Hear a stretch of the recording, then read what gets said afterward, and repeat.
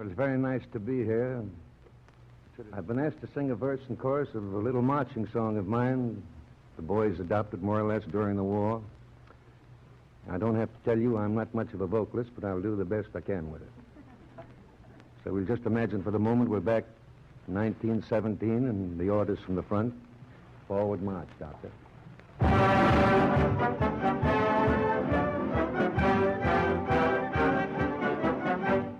Johnny, get your gun, get your gun, get your gun. Take it on the run, on the run, on the run. Hear them calling, you and me, every son of liberty. Hurry right away, don't delay, go away. Make your daddy glad to have had such a lad, and tell your sweetheart not to pine, to be proud her boys in line. Over there, send the word over there, that the Yanks are coming, the Yanks are coming, the drums coming everywhere. So prepare, say a prayer, send the word to beware. We'll be over, we're coming over, and we won't come back till it's over there.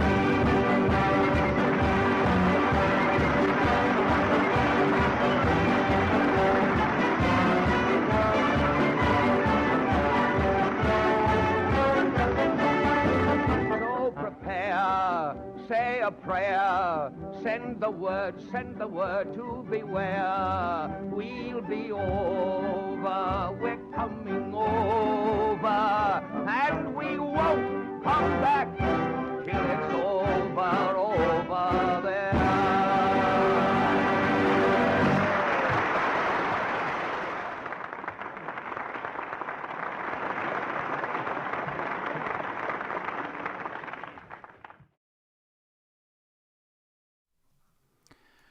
All right. Hello, everyone. I'm Matt Yancic. I am the founder and head game master of Manufactured Myth and Legerdemain.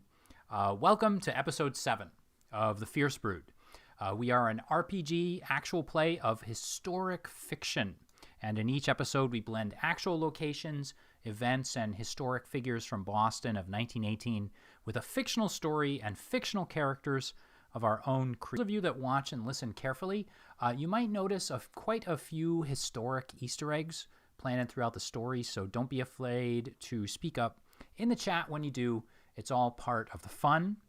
I want to apologize here before we go on. I want to say that last week, YouTube seemed to be experiencing some issues, and so we were unable to actually broadcast our normally scheduled program. But we are back. I don't know if you saw it all, but we did do a one-shot on Friday the 13th. We had a lot of fun with that. You might want to check it out. But thank you very much for sticking with us and for coming back for some more the sort of historical goodness that's coming fresh, piping hot from the oven. You can't buy this sort of historical goodness in stores anymore. And as always, I am joined by some trusted allies and very good friends. Steve, why don't you tell us a little bit about your character and who you'll be playing tonight? Sure. So my name's Steve, and I am portraying Ezekiel Z. Brewster, who is actually a seminarian studying to be a priest. And he actually comes from a Boston Brahmin family, which under some strange circumstances he was exiled from. And he ended up studying to be a priest. Cool. Thank you very much. I'm sure we'll be hearing from Z a little bit later in tonight's program. Let's head over to my buddy Jared. Jared, can you tell us a little bit about your character and who you're playing? Sure. I'm playing Thomas Brandon Dietrich. Usually goes by TBD. In terms of the rules, he is a graceful explorer who learns quickly. He's sort of fresh off the boat. Well, I guess his parents were fresh off the boat. He grew up in New York and is now living in Boston, looking to become a field scientist for Harvard U, but things are waylaid, and now we're off on this crazy adventure. Okay, cool. Thank you so much for that, Jared.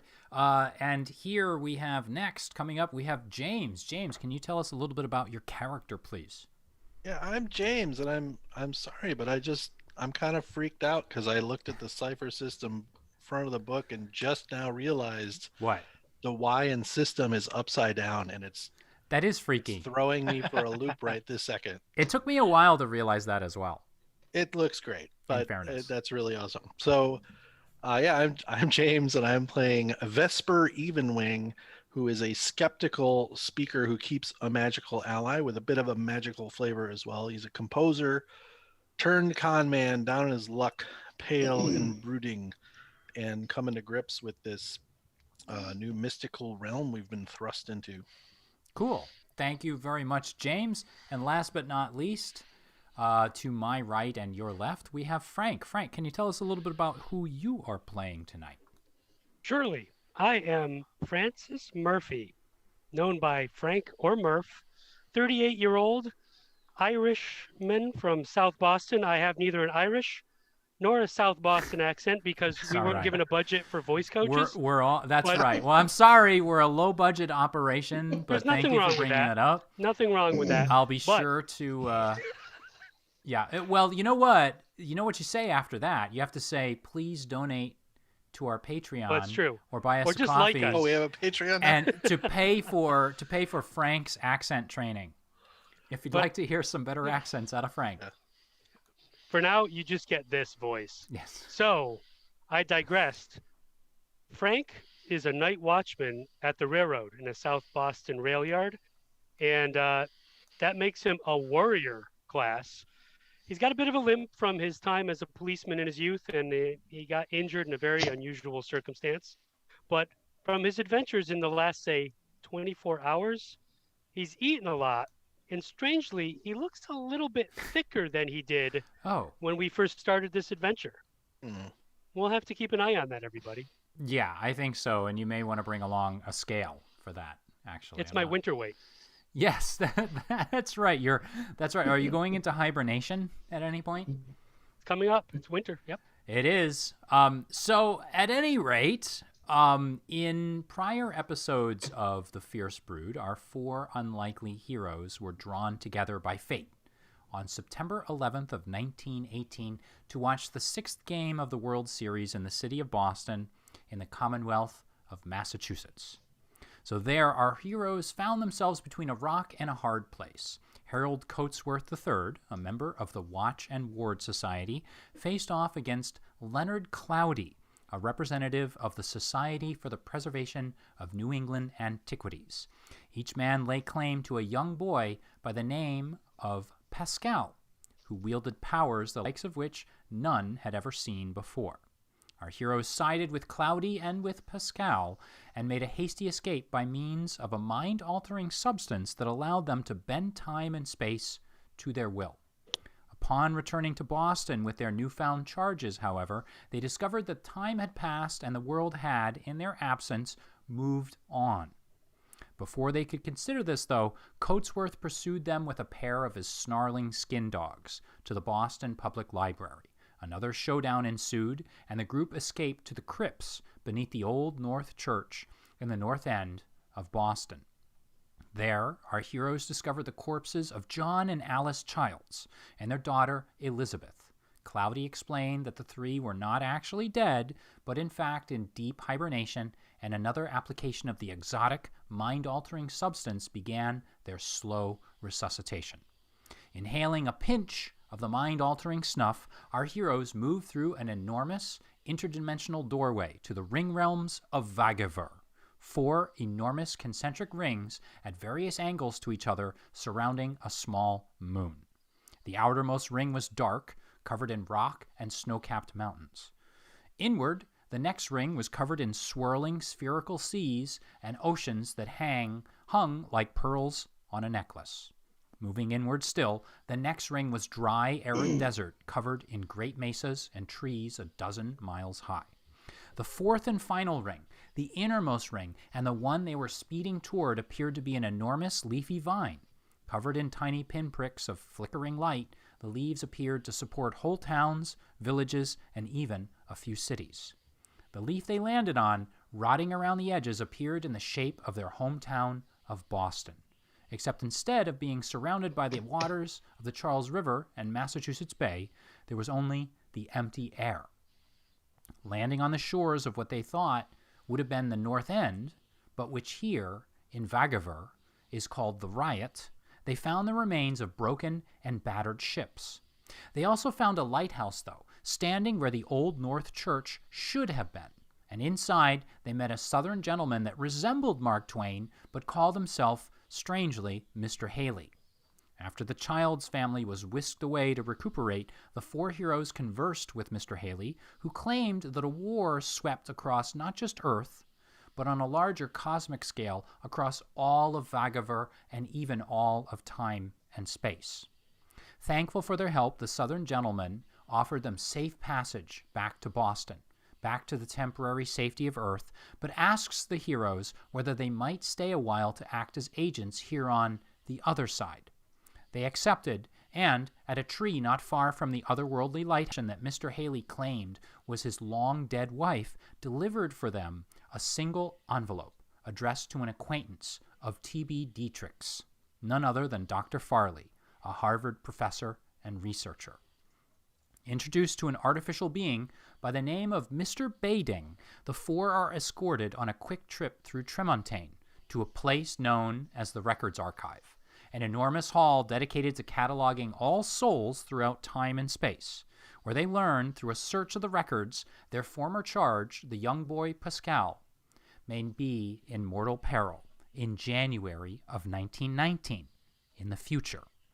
With this knowledge, the four successfully transport themselves back to the main branch of the Boston Public Library in November of 1918, November 11th. And it is here that we find our heroes this morning in mid-November of 1918 by our own Earth calendar near the end of the Great War and an influenza pandemic in the city of Boston in the Commonwealth of Massachusetts, located on the east coast of the United States of America, on the world we call Earth. And so at this point, to remind all of my players, we're going to move into just game mode. We're going to play our game now. So to remind all of our players here tonight, when we last left our heroes, they had actually appeared in the Boston Public Library, having translated over from Vagaver. They have this envelope, which is in dire need of being delivered to Dr. Farley, and they blasted out of the Boston Public Library, basically surprising everyone in the library at this point, who in a confused manner simply looked up, looked surprised, and allowed our heroes to simply charge out of the library into the daylight of what appears to be Boston at about 5 or 5:30 a.m. in the morning.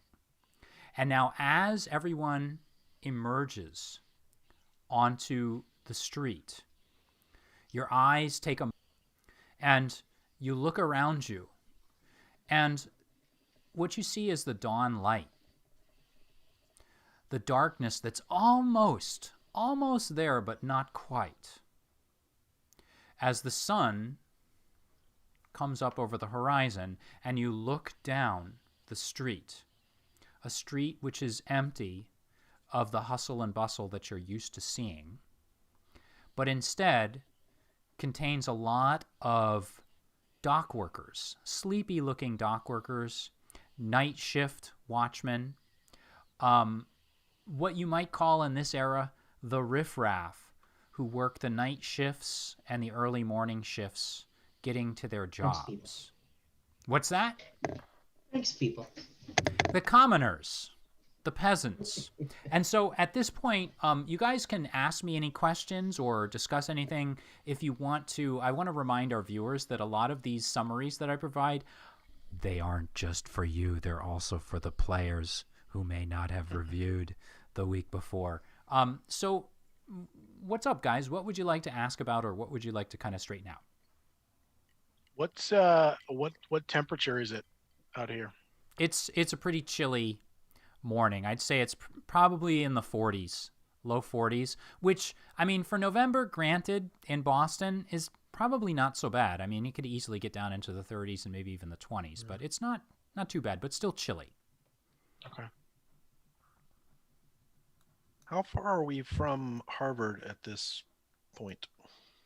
At this point, why don't you tell us, Mr. Dietrich, if you know, do you have any idea? So Harvard's you're gonna have to get yourself across the river to Cambridge. What do you think it's gonna take you?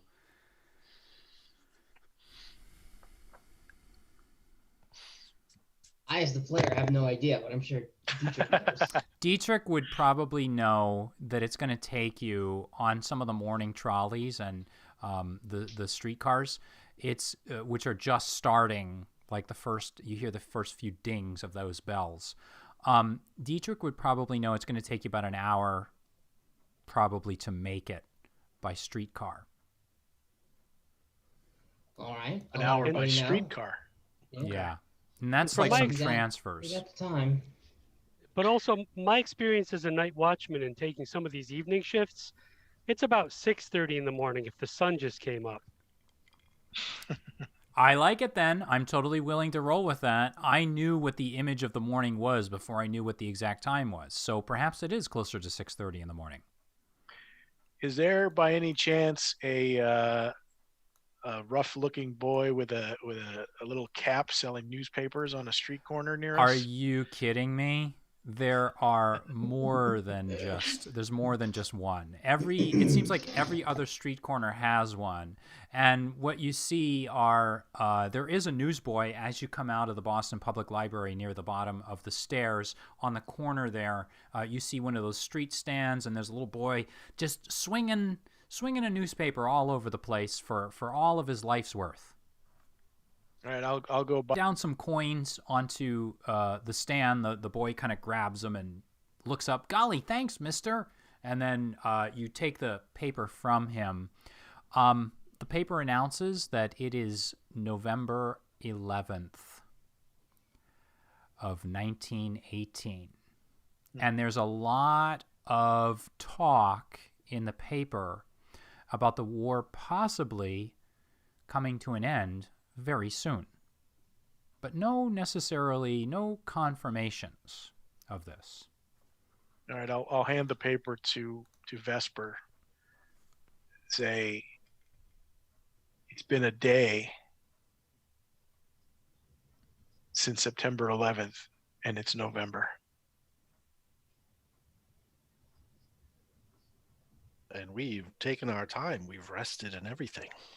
And here we are, though, with the sun rising or the evening retreating. But more importantly than our timeline, this war that has raged for years is ending. I want to skim through for any more details on that.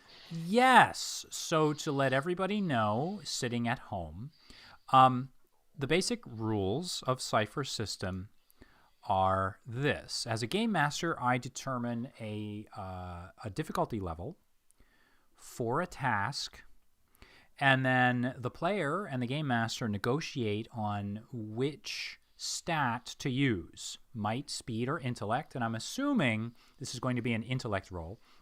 And then I take the task difficulty, which is on a scale from 1 to 10, and I multiply that by 3. That then becomes the target number that the player has to roll in order to succeed. So, having said that, however, there are 3 ways in which the player can ease the task difficulty. They can use an ability or skill, they can apply effort, or they can use what's called an asset, which is a physical object or perhaps a friend or somebody that can help out. So, skimming through the paper, is there anything you want to apply to the difficulty, or I should say to the difficulty rating in order to ease the task and maybe make connections where you can? First, I'm going to use my see-through trick skill to see through the bias in the I'm just kidding. I like this. I like where this is going. I'm totally for that. This adds color and flavor and texture to the game. Goodness. Why not? Why not? This is the era of muckrakers.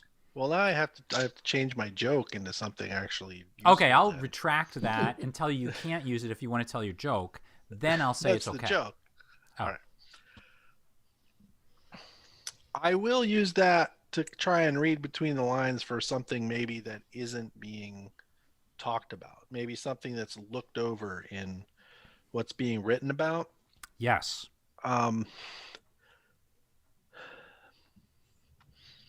Yeah, I'm feeling pressured for our time because we do have a task. I am going to apply effort. Yeah. If only I had glasses. I don't think I wear glasses. I do not. Okay. All right, that's it. Just the effort. Okay, so go ahead and make your roll. And yeah, what am I spending for that? Oh, I have right. an edge of 2. So if you have an edge of 2 in intellect, to ease the task by 1 step, it costs 3 points. So that means that for you, it actually only costs 1 point out of your pool because those 2 edge points absorb part of the cost. For the first level of effort. Great. Second effort's full price. I'd like to let the audience know that traditionally, since we were in high school, Jared has been the rules lawyer of our group, just so that Gotta be one. You'll pick up on that. But he's good. When you start hearing him yell, "Objection, Your Honor," then you know we're in trouble. But oh man, I think I've actually spent. We haven't really done a full rest for a bit. I think so. We didn't really use anything the last time we did a full rest. Yes, right. So exactly. So what happened was you did end up staying at Mr. Farley's lighthouse. It sounds like a Scooby-Doo episode, but that's in a good way. You stayed at Mr. Haley's lighthouse, and you did reset everything, and you are leaving that morning a little bit later. So everything should be back to normal by now. Thanks. I did a poor record-keeping job. Very well. I have spent my effort, and I'm reading between the lines if I can. Actually, if you're going to count that, I'm specialized in that skill. Oh, okay. So so go ahead. So we're easing it by because the specialization eases it by 2. Goes from trained to specialized. 13. Okay, lucky. I like 13. This roll. All right. Scanning through the paper in the limited amount of time that I'm sort of figuring you're giving this, you notice a few things. There are a few articles that lead you to believe that the war is winding down. You notice a few clues. There are a few articles which at first seem to contradict each other, but then when they're by war correspondents and interviews with those in government that are off the record, taking a look though at it, you quickly kind of glean that maybe the war was going a little bit better than everyone thought, and maybe it's very close to ending. That's the first thing. This, however, is not totally a shock or surprise to you.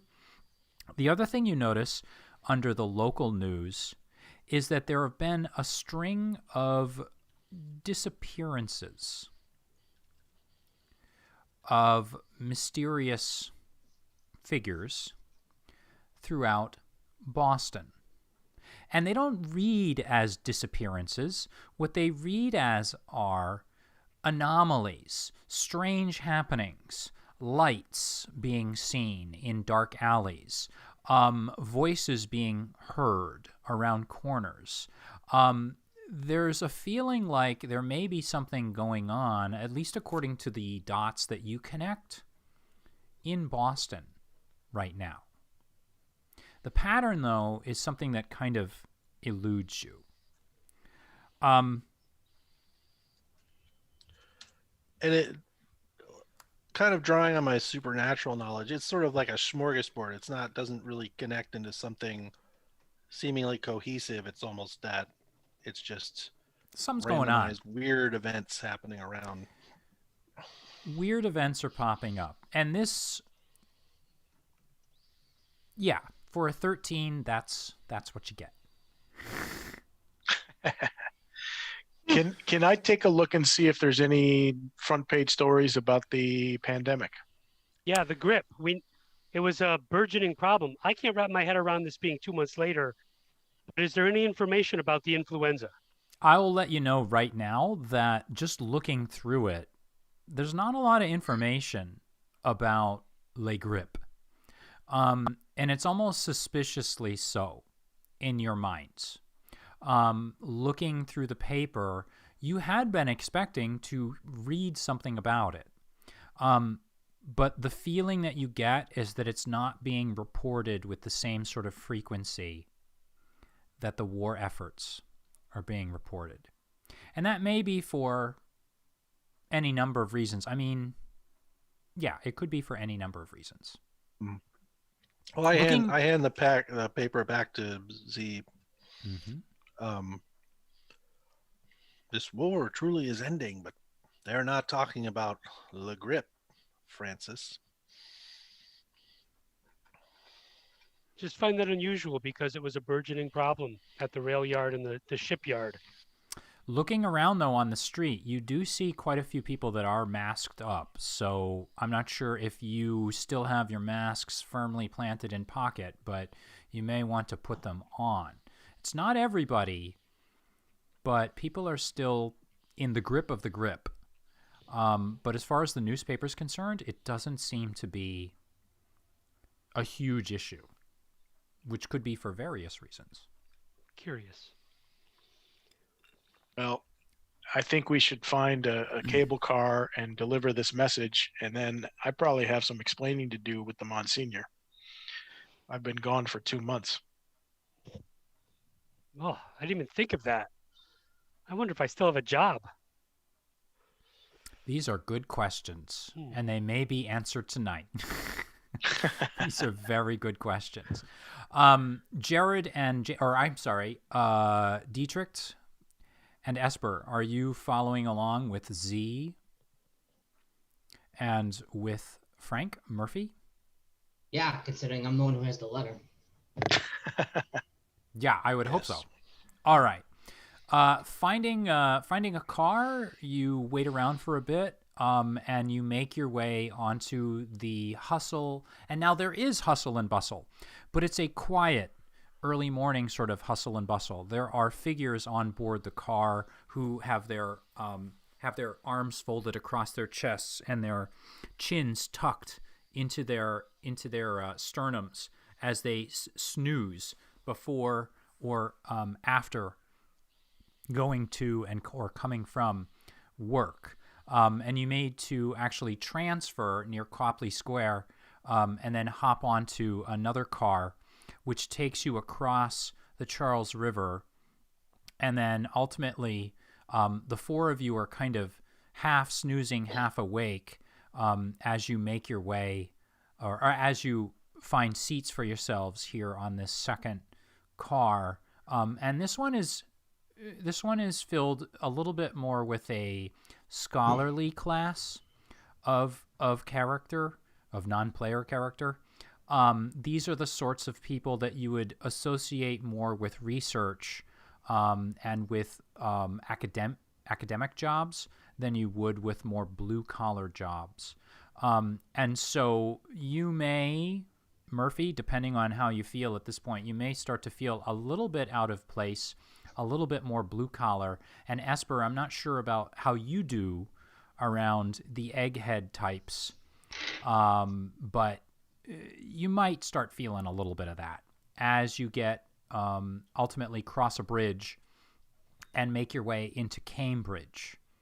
And Cambridge, of course, is where Harvard is located with several campuses. And it ultimately makes its way down and toward Massachusetts Avenue, where the cable car drops you a few blocks from the Harvard campus on Mass Avenue. And indeed, a few people get off and have... Let me ask this of Dietrich. Dietrich, have you been to the Harvard campus before? I know you were petitioning or you were applying for a job there, but have you actually visited it?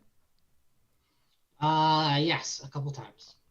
Then in this case, I'm going to say that a few of the faces as they disembark from the car are a few people maybe you've seen around the campus.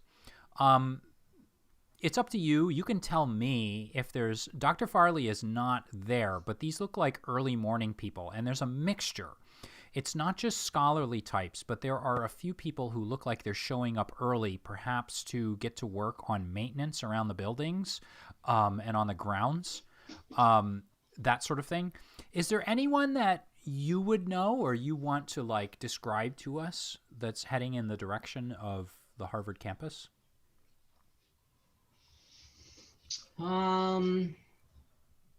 Yeah, there's probably one sort of overeager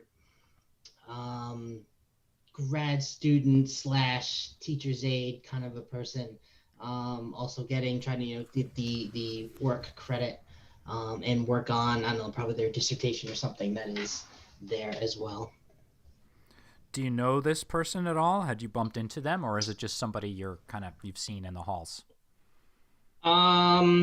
It's probably the protege of one of the scientists that I have worked for before. So I probably met him once or twice, but nothing formal. You want to give this person a name, or shall I? Go for it. It's all you. I hate it when my players do that to me. I work for a week. I slave to make up a game, and then you cannot come up with a name. You know what I want to do? 40-page binder. Isn't some of that I know. stuff names? Reginald Winthrop III. There, We're We're at boom. Harvard. Was that so hard? Was that so hard, Dietrich? Yes, it was. You know what I need to do? And actually, a friend of mine suggested I do this. So for the stream, what I need to do, whenever you ask me a question about the world or about a character's name, I need to create a video load screen like on a video game. So when you ask me the question, I just go, wait a moment. And then I flip a little percentage bar that grows from like 0 to 100%. And then when it snaps off, I come back on and I say, oh, well, the name is Reginald Winthrop. What was it? The third? Winthrop III. I'm going to change it I'm going to leave it as the third, because actually if I change it to like the second or the fourth, I'm going to have a hard time kind of like keeping track of all the surnames here.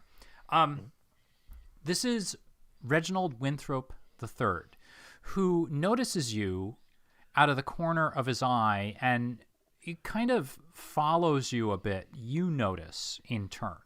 And the four of you get off, and it's pretty clear that I'm guessing that perhaps the other three are a little bit out of place, but you, Dietrich, feel A-okay as you sort of head forward. And Reggie, maybe as you've heard him referred to, is actually kind of tailing along as you're heading toward Dr. Farley's office. And it's kind of obvious at a certain point that he does indeed want to talk to you, but he doesn't really say anything. And you can let us know if you're going to actually greet him or say anything, or if you're just going to ignore him. Yeah, I'll greet him, but I'll give him one of those, I sort of almost don't remember you kind of, Reggie, right? One of those kind of deals. He looks very excited by that, and he kind of like, he clasps his hands together and he steps over to you, and you can kind of see he's dressed like in this typical kind of like student's sort of attire, and it's very odd. He looks like he's just gotten up. And indeed, of course, it's pretty darn early in the morning for a student to be showing up. But he explains to you that he's seen you before, and he knows that you and Dr. Farley you kind of work with Dr. Farley, isn't that right? I have occasionally. I'm hoping to do so again. Yeah. And you're doing, and he leans in like he's like got a secret. You're doing research on the virus, right? Yeah, I believe that's what he wants to. And his eyes now are darting from each one of you. He's like, his eyes kind of linger for a bit on Murphy, who looks a little rough around the edges. His eyes, he looks at Z for a moment, and at Z, he's just sort of like, okay, it's a priest, and he does one of these real quick. And then he looks over at Vesper, and he frowns a little bit. And Vesper, this is because how are you dressed? How do you normally dress? I'm in black, and I have just a very stylish coat, kind of jacket, basically, with some tight pants. So the idea of someone dressed in this way in 1918 is a little bit progressive, to put it politely. And so his eyes kind of linger on you for a bit. And from what I understand, though, Vesper, don't your eyes turn almost pitch black when you? No, that was a holdover from something else. else. All right, not a problem. But I do have a rather piercing gaze. My eyes are a little more open than they possibly should be. Mm-hmm. And if I see that he's kind of looking me over, I'm gonna just catch his gaze. He just looks right away from you. The moment he looks you over, he doesn't want anything to do with it, and he goes right back to Mr. Dietrich. Or Dr. Dietrich, is it? No, I'm not a doctor. Oh, Nope. okay. Well, Mr. Dietrich, so what brings you here so early in the morning? Maybe there's something I can do to help you out a little bit? I mean, I just have a message and a meeting with Dr. Farley. Oh, you have so you've come this. If you want, I could deliver the message. I was actually I'm taking a class with him, and I'm not like his apprentice or anything. I work for someone else. But I mean, do you want me to deliver the message? No, I'm going to deliver it. It's sort of a personal matter, so I just wanted to get his attention on this directly. Oh, okay. Well, it's up to you. I'm gonna kind of shuffle off here. I got some. I got to straighten out one of the labs before everybody gets into class this morning. But you know, if you need anything, you'll see me around the campus, and just let me know. Okay. All right. He starts to shuffle off. Then he turns around and he walks back up and he goes, and will you tell Dr. Farley that I tried to help you out? Will you say that to him? I will. I can. Oh, great. Okay, great. And he gives like everybody else a little bit of a second look, and he doesn't actually look in Vesper's direction, and then he sort of scoots off. While he's still in earshot before he gets too far away, I just, I don't know, in a low voice, I just go, grad students. While he can hear that, yeah, it hits him like a load of bricks, and he does one of these as he walks off. And then he turns and kind of gives you a look over his shoulder, and then he just continues onward. And he disappears. He turns around like some corner on Mass Ave, and he's gone. And he's actually, we'll say that he's actually, I won't say, but he just heads off.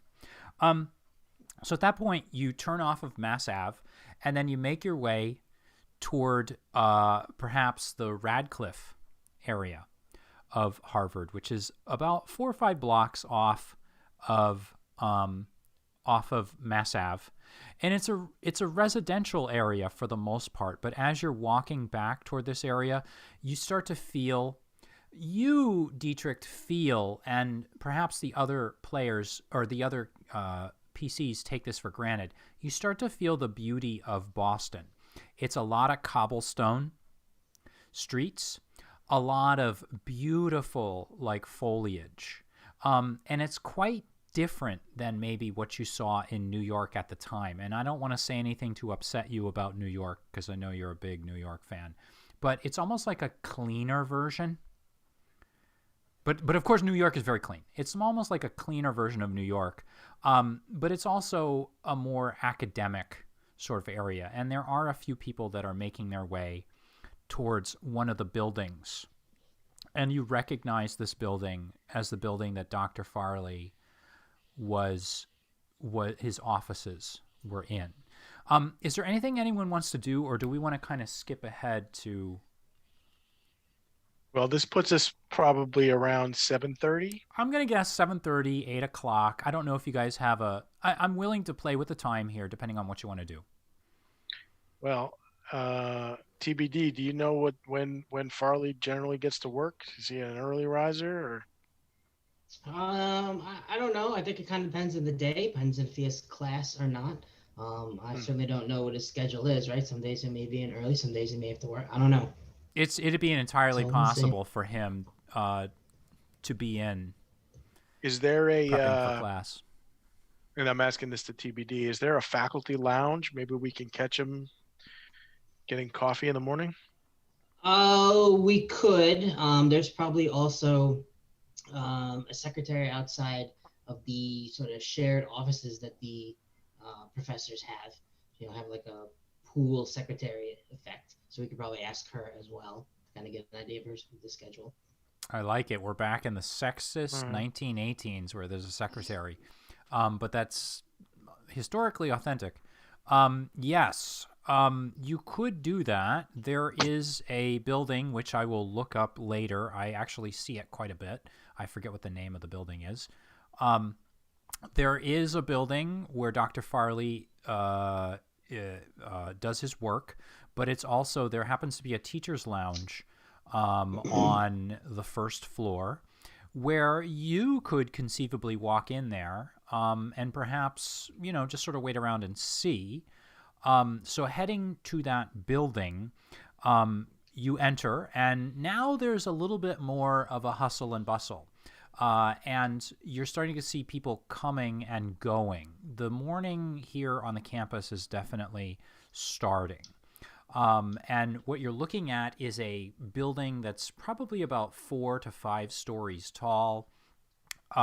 It's composed, it's made out of stone and brick.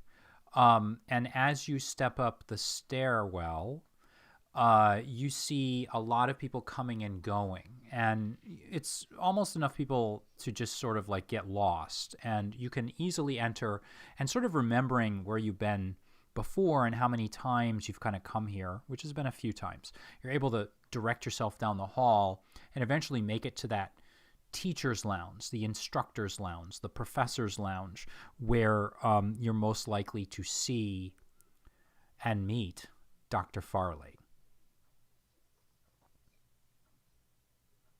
All right. I'll just give the three of you guys a warning, let you know we're going into this teacher's lounge now. I'm not really sure how they're going to react. You'll probably get a lot of the same reactions that our friend Reggie just gave you. So if you're coming along, be prepared. Well, I know I don't really fit in. I'm a bit shabby, but these academics don't intimidate me. Let's go. And indeed, as you enter the lounge, what you find is, what's interesting is that you're entering Harvard, the teacher's lounge for this particular building, and you're expecting something rather fancy schmancy, but you're instantly hit with a waft, the smell of coffee and the smell of fear, as teachers who need to go in and face their students which they cluck their tongues at day in and day out, students that get worse and worse every year. They need to go in and face them, and this is their momentary period of rest, a momentary, relatively peaceful moment in which they can kind of rest and relax before they go in to fight the good fight on campus.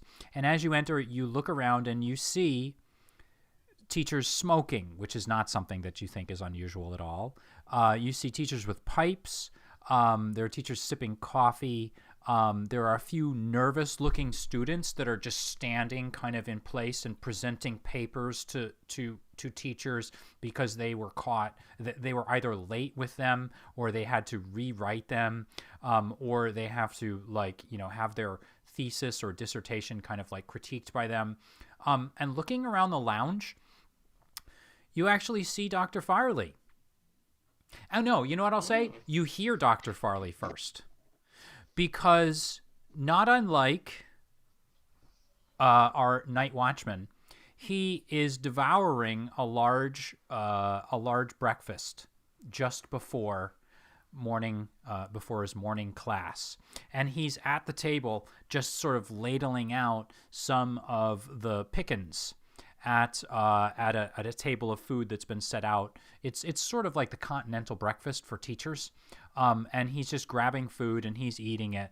And at this point, he hasn't noticed you, but he's kind of engaged in a conversation with a few other teachers talking about the latest data, research, the arguments about things such as the pandemic, and perhaps talking a little bit of politics about what's going on the campus.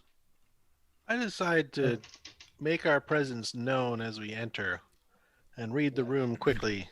And then I smack TBD on the side of the shoulder and go, ha! And then I told him, read the syllabus. Am I right? So you're trying to convince everyone that you're actually a teacher. I have a messenger bag. Absolutely. And in this case, are you doing this? And I'm talking about the syllabus. Are you doing this in the loud voice that you just used now? Or are you just sort of like... Yeah, they got to hear it. Quite a few of the teachers look up for a moment and they all turn their gaze toward you. As they do so, there's actually a woman who, rather slim looking and rather slender, standing in a corner, who you wouldn't have noticed before. But just your action of slapping TBD on the shoulder has caused such discomfort around the room that it's almost like attention in a weird way is drawn to this slender woman who's standing in a corner. She's dressed all in a deep navy blue. Blue blouse, blue skirt, blue jacket. And in fact, she wears what appears to be a watch with a blue band. And her hair is drawn back with a blue band as well. And then suddenly everything goes back to normal. And people start walking back and forth in the room, and people are kind of ignoring you. And at that point, Dr. Farley has noticed all four of you. And he stands up as if he's kind of surprised, and he brushes some of the powdered powdered sugar on his chest, on his tie off. And then he waves his arm. Dietrich, we thought you'd been killed. Everyone. And he turns to these three others, and he introduces you to these three other scholars. And they all sort of, you get the idea that these four have been talking about you and your disappearance for the last 2 months. I'll give him a chuckle, and if there's room, I'll go and sit down next to him and say, no, we didn't die, but we were on an interesting adventure. Well, stop right there, old man. And at that point, he looks over at Murphy. And he kind of waves his finger for just a moment. I hadn't been expecting you here, Mr. Murphy. And the other three teachers kind of look at him as if they don't know what he's talking about. I'm not entirely sure I know what he's talking about. You from... Oh, Fenway. I'm a bodyguard of sorts for TBD here. He looks a little nervous when you say this, and at that point, he looks up at the clock, and he turns, and he says to the man standing next to him, just the closest man, can you watch my class tonight? Or can you watch my class this morning? And the guy looks a little bit kind of like he's taken aback. And the two of them sort of discuss it for a moment. And they're talking about the fact that the class starts in like half an hour, and he wants them to, and Dr. Farley just throws these notes right at this gentleman that's standing next to him and says, don't worry about it. Don't worry. Tell you what, you do that, and we're square on that paper you turned in last week. Got it? And he looks like almost like it's an offer too good to refuse, and you sort of realize that what you're looking at is not a teacher but probably a student. And at that point he kind of says, oh, okay. And then with that, Dr. Farley just steps away from these three other gentlemen, and he gives each one of you a quick look over. So, Mr. Dietrich, he leans in, you've been busy, have you? Have. Is there somewhere else maybe we can go to talk? I think we should. And so, assuming that you gentlemen are all going to go with him, he leads you off to another room. He leads you off to his... Go ahead. I have one thing I want to do before we leave the room. Yes. Yeah, as everyone's kind of starting to move away, I turn back into the room, and I'm going to just take a quick, subtle glance towards this woman in the blue that I had seen, but then lift out my pocket watch and look and check the time. And as I do so, Mars is next to my leg, who seems like she'd been there the whole time. But I close the watch, put it back, and just mutter to the cat, like, why don't you go get acquainted and see what what kind of relationship you can forge, my darling. Nice. So And I turn and stride away. Tell us a little bit about the cat. So the cat can continue to... Yeah, I've actually leveled up my magic ally. So, excuse me. Does that have lasers? Yeah, now Mars has lasers for eyes. Nice. Laser beam strapped to her freaking forehead. Very in keeping with the theme of our game. Yeah, it's great. It's great. Excellent. But actually now she can move about she can be present longer, but then also can move about up to like 300 feet. Nice. So I can be further away. And then also, I wanted to talk to you about this, Matt, but I forgot. But there is the option that she can appear on her own to do things too, which sounds Well, I was going to ask. Ooh, So nice. is Mars going to stay here in the room while you leave? Yes. And then as long as you're within it sounds like as long as you're within 300 feet, like, above, below, left or right. Spherical, whatever. Right. She'll still exist. Mm-hmm. And I mean, she always exists, but I mean, she'll be present. Right. She'll actually be present and doing stuff. And probably if we just get out of range, she'll probably just, go behind a chair and disappear for a while. But like, right. And basically, I trust her. She has like just an unimpeachable kind of judgment of character and whatnot. And we'll have, not like she's not going to come back and say, all right, boss, here's your report. Yeah. But I'm looking for her to like gain some familiarity or charm the woman to just kind of go over there, maybe make a little scene of a cute animal or something and do what she can do. So Mars takes a step out from behind you, and it's in that way that you are entirely familiar with, but perhaps your companions are sort of starting to get familiar with. It's as if Mars had always been there the entire time. And what's interesting, I think, and you can correct me if I'm wrong because she's your cat, about Mars is that she stands out without calling attention to herself.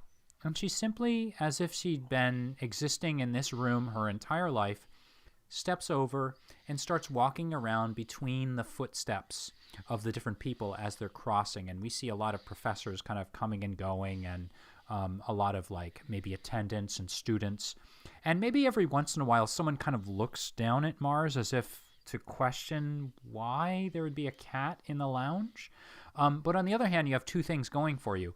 One is that this is Harvard, and there are some oddities and eccentricities to be expected from the teachers, and maybe just a teacher bringing in their cat or their dog on a certain day is not so unusual. And the second thing you have going in your favor is that you have Mars, and Mars is just loved by everyone, is just the sort of cat that can be there without being there.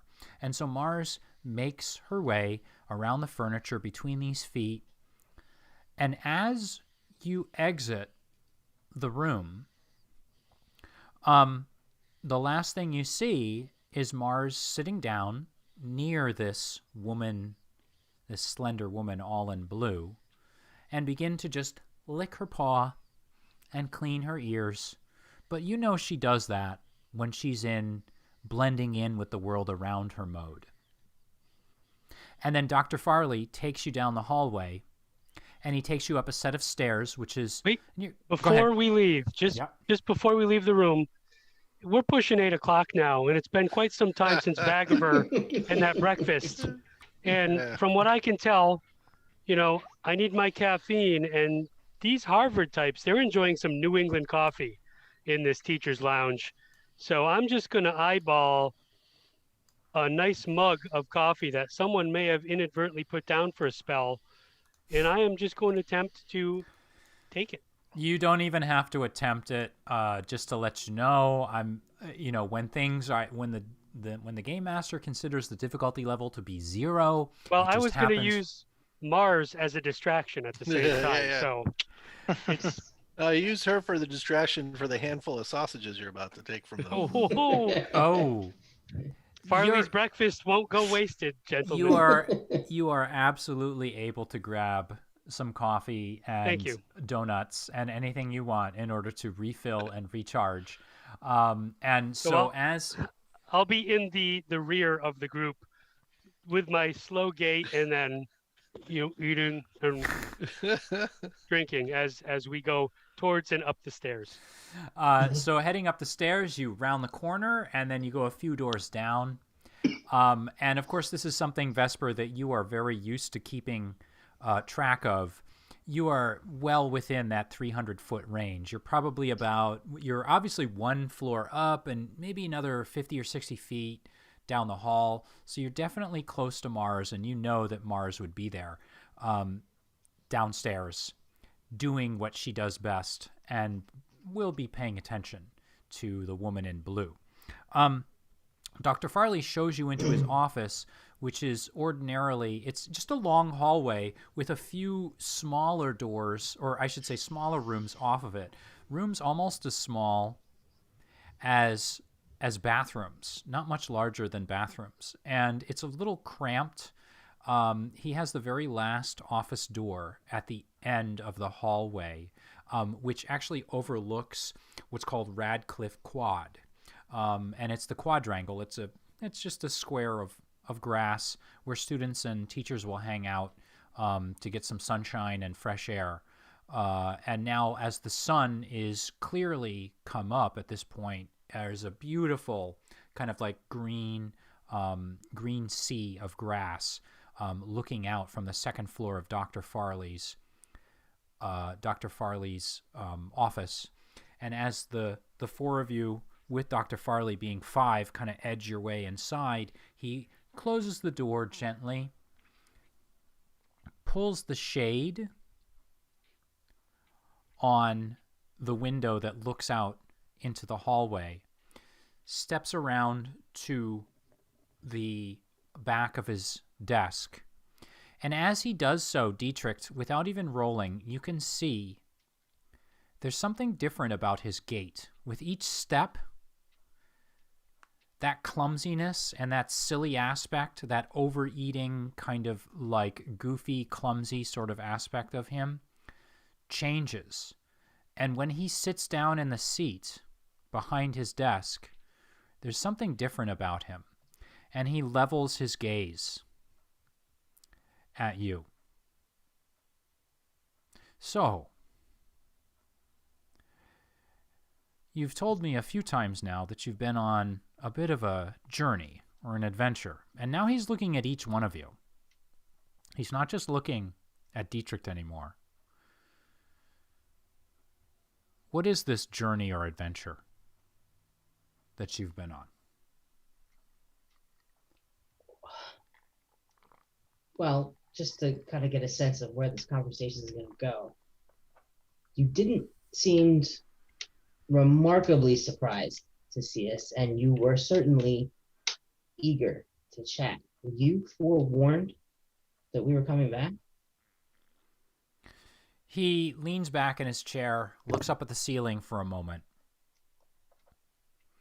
And then he turns around and he runs a finger along a series of books on the shelves behind him.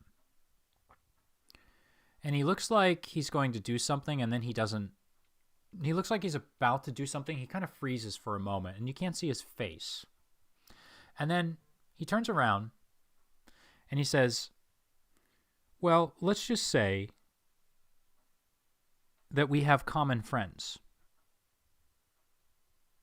Certainly do. And so I'm very interested. And his demeanor now has changed. He's not the goofy guy that you knew before. Certainly he was competent, but he's not so goofy and clumsy as he was before. We have some friends in common, I think. And I'd really very much like to get your perspective on our common friends. And I think we all know who it is that I'm talking about. So you've been to Vagaver too? He nods. Many times. I'm going to talk with my mouth partially full. And you know he looks like Mark, very disapproving of your behavior, which is ironic because now behind closed doors he's different, but before he wasn't. Mark Twain, he's there. It's a really unusual place. When you say Mark Twain, he leans back and he doesn't look amused by it, but he doesn't look angry. There's a look in his eyes of pain.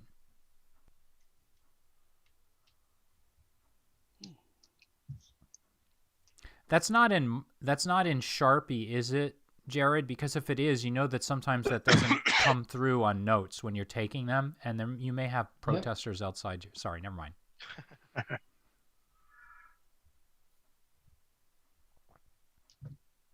He looks pained when you mention Mark Twain. Did you see Mr. Haley? He did. Yeah, that's what he was called. Yes. And I'll cut the chase and pull out the letter. And I said, he tasked us with bringing you this. When you hold it up, he can see the script written on it. And he looks at it as if this were a very big deal for him. He looks like his hand goes up as if he's going to take it, and he's almost disbelieving. Who is that from? Came from Haley himself. He leans forward and he takes it from your hands and he looks. This isn't Haley's writing. No, that's not exactly right. It was from the tree lady. It's Emily Dickinson. Oh, you're right. Yes, she was arborescent. Emily Dickinson? What does arborescent mean? Not me. As like the arbor?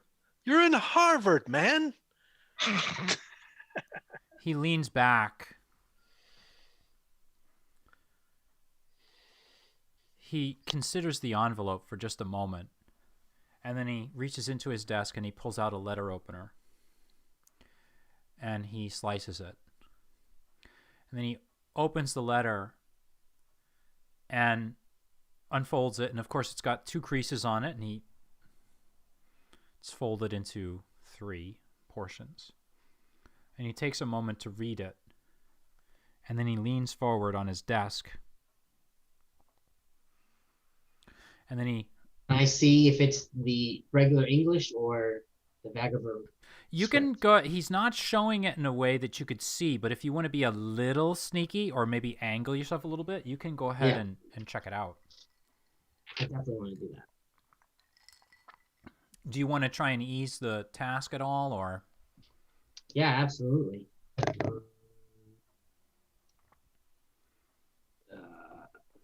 what do you get? It doesn't really matter. I'm trained in both perception and identify, so maybe I could call it perception. We'll call it perception. How about that? Okay, that's fine. And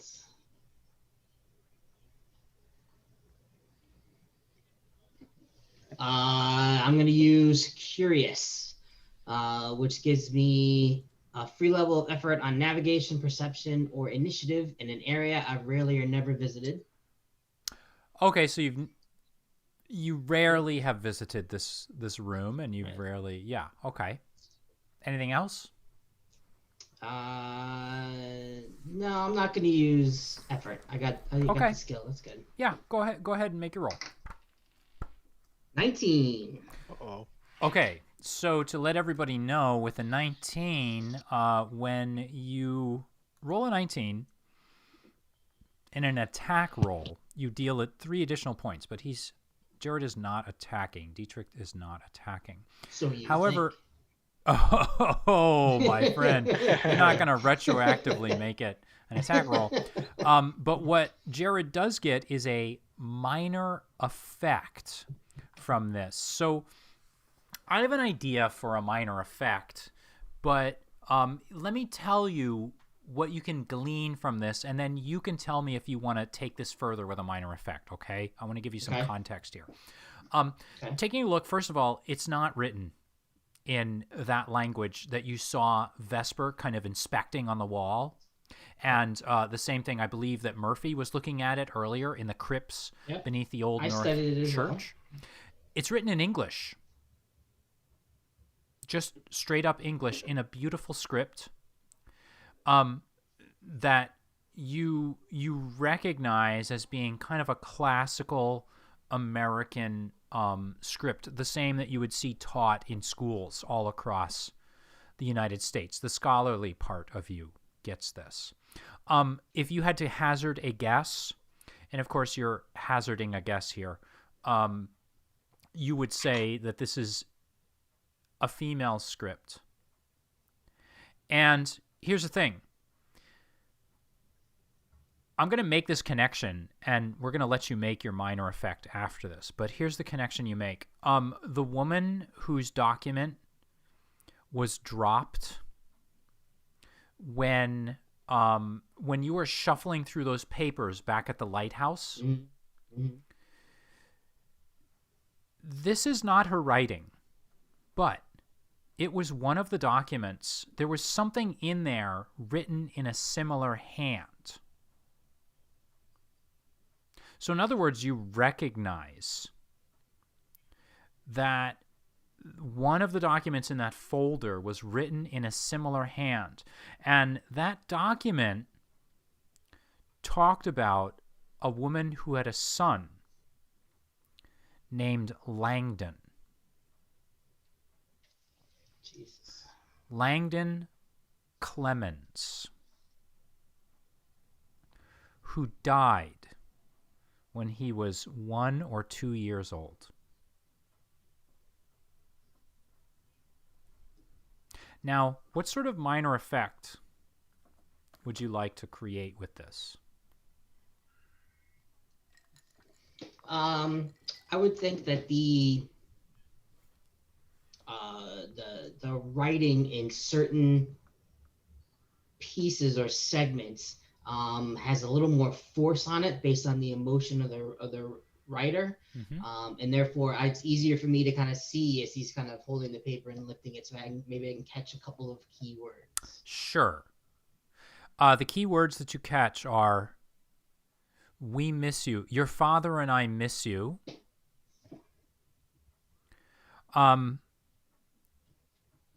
We wish you would come back to be with us, but we know you prefer doing your duty.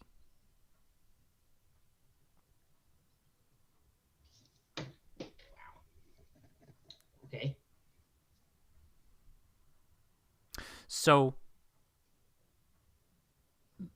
Dr. Farley looks rather, his eyes begin to tear up a bit, and he looks away, as if he has something in his eye, and rubs the tears from his eyes. At this point, I'm going to ask Vesper, and I know I've asked this probably twice already. Are you able to see at all into Mars's eyes, or does Mars sort of appear later and give you a report on what's going on? Or She'll come back to me. okay, all right. So I'll just leave it at that. Just send a text. Okay. Yeah, Are Murphy visit me in the wolf dream? right? You go on a dream walk together and exchange information. Are Murphy or Z doing anything at this point? I'm very interested in Farley's reactions.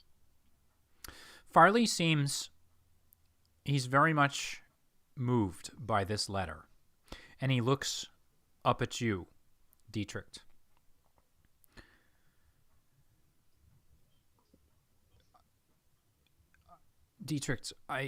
Mr. Dietrich, thank you for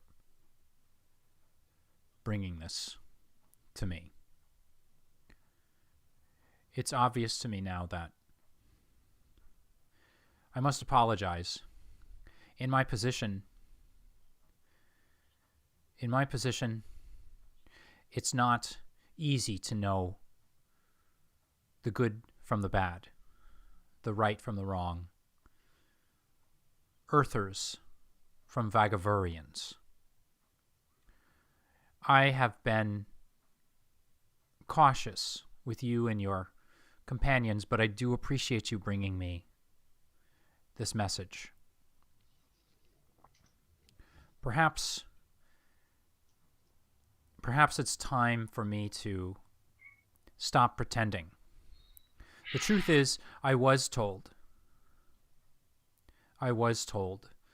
of your adventures. I was told of your journey.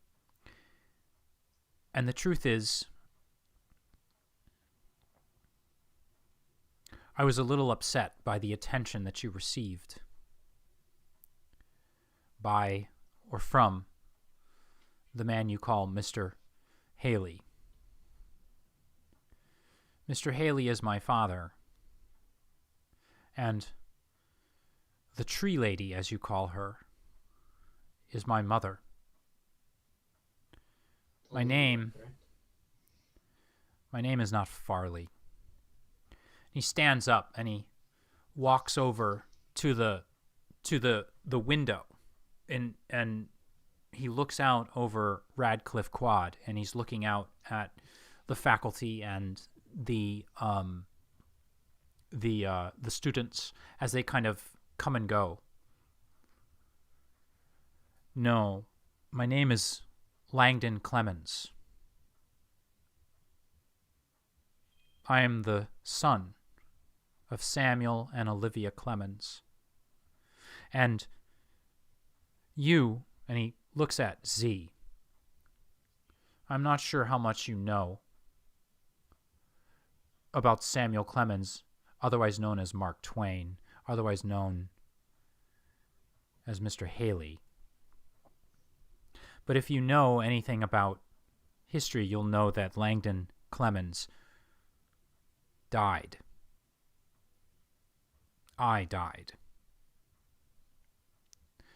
when I was 2 years old, but I didn't really die. I was hidden. I was hidden for safety's sake in Vagavur. I was raised in Vagavur.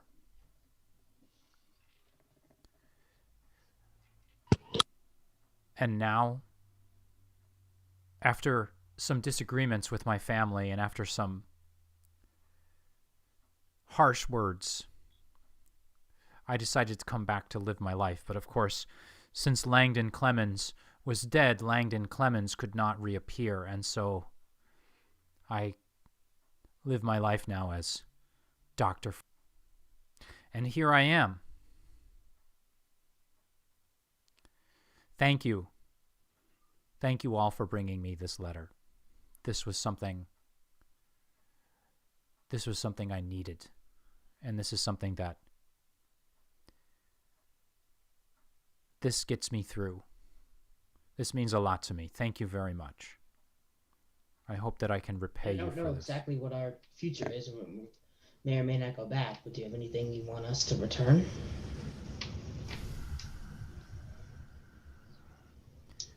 I have an idea of what your future is, but it's really up to you. I understand from what my father has said that you have volunteered to help us in our mission to awaken the FiERCE BRooD and in our mission to stop this interdimensional war, this cosmic war going on.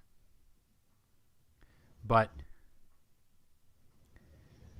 you must know the stakes before you can accept. And so I feel it's probably time to tell you everything. And when he says that, his image, and you realize it's just an image, begins to kind of twirl in slices along his body, slices of light. And as this happens, he transforms.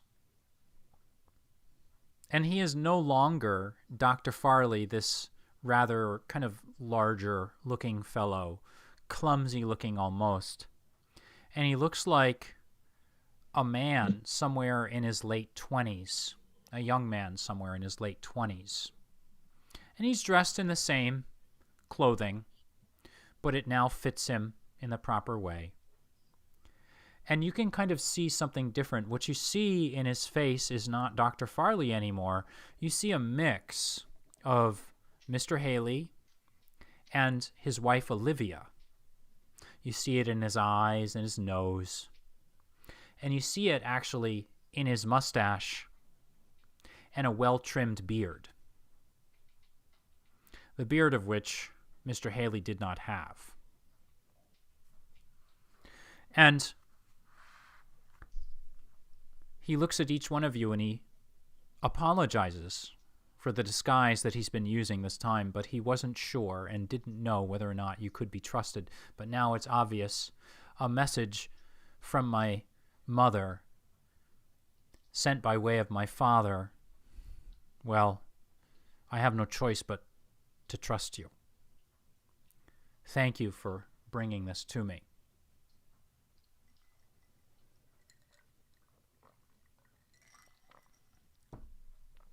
Each one of you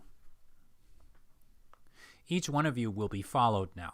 And I'm sure my father has already told you this. Each one of you is now in danger. And I'm sure my father told you as well, because we have many agents all through the world. Take a look out onto Radcliffe. Do you see those men and women as they relax? What if I told you quite a few of them were not human but Vagavurian? What if I told you that quite a few of your own friends are not human but Vagavurian?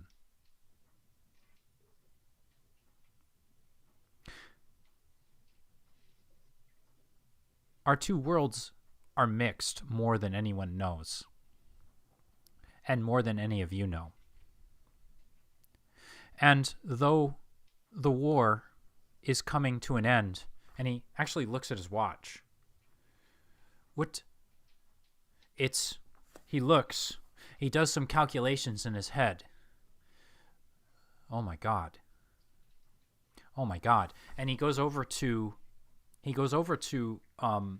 the shades, and he draws the shades and draws them down.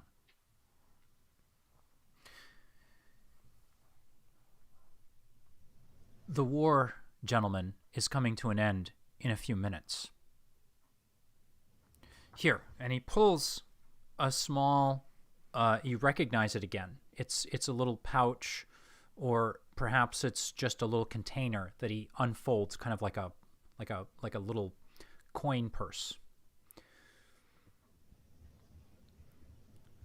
Would you gentlemen like to go a little bit further now? I just can't believe that. How can you know this? You draw the shades. Tell us about Vagavurian. The war ends in mere minutes. What? He closes the coin purse like object. He puts it back into his coat. And he goes back to that shelf where he was running his fingers along the door. Where he was running his fingers along the books. He selects one of the books. And he pulls it out. He lays it out on the desk. What was the name of the book? It was a book by Mark Twain. Huckleberry Finn. He lays it on the desk. And then he opens it up to a few pages. And then he runs his hand across the desk. And when he runs his hand across the desk, his hands kind of dance across those 2 pages that he's opened up to. And the light in the room begins to fold all around every one of you. And you're in what looks like an old house. And looking at newspapers on the floor, you recognize that you're not in the United States anymore. You're in a room somewhere else. The entire room around you has folded and unfolded and transformed itself just with the wave of his hand over these pages into some other room, somewhere. And even looking out the windows now, what you see is a fresh snowfall on the ground and birds on trees you've never seen in Boston before, in every direction. And he steps back and he looks at you as if to say you might want to step back. And all of you step back to the edges of the room. And what you see are several very high-level looking American soldiers that enter. And now you're standing right there with them. Did it look like the soldiers noticed us? It doesn't. And they go about their business, and you can kind of hear what they're saying, but you can't quite make out what they're saying. And then a little bit of time passes, and soon some more forces enter.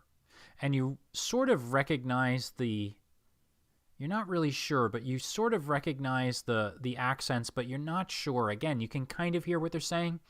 And what you watch, and what Dr. Farley points out, who is now actually not Dr. Farley anymore, but he's Langdon Clemens, he explains to you that what you're watching is the actual armistice signing itself. And you realize that it's now 11 a.m. on the 11th day of November. And you are witnessing the signing of the armistice at this very moment. And he holds up his hand for a moment, and the entire scene freezes. And what you see is a gentleman who's like leaning over and signing some rather large documents, some thick documents, and you can kind of see that the others behind him with this other military force, this Austrian-Hungarian kind of force behind him, look very uncomfortable and not very happy. And the whole scene freezes. The war here ends, gentlemen. But that doesn't mean that it's over. This is but one battle in a series. And the battle now shifts to Vagavur. There are agents of Vagavur, the enemy forces planted all throughout Earth. Here in Boston, and he looks around, Boston seems to be the hub of all of this. Coatsworth. He smiles, but it's the smile that's a little bit sad. You've met Mr. Coatsworth, is that right? Met is an interesting word to describe it. I heard some of what happened to you relayed through my father, and through Mr. Cloudy, who I am also friends with, and he points to you, Dietrich.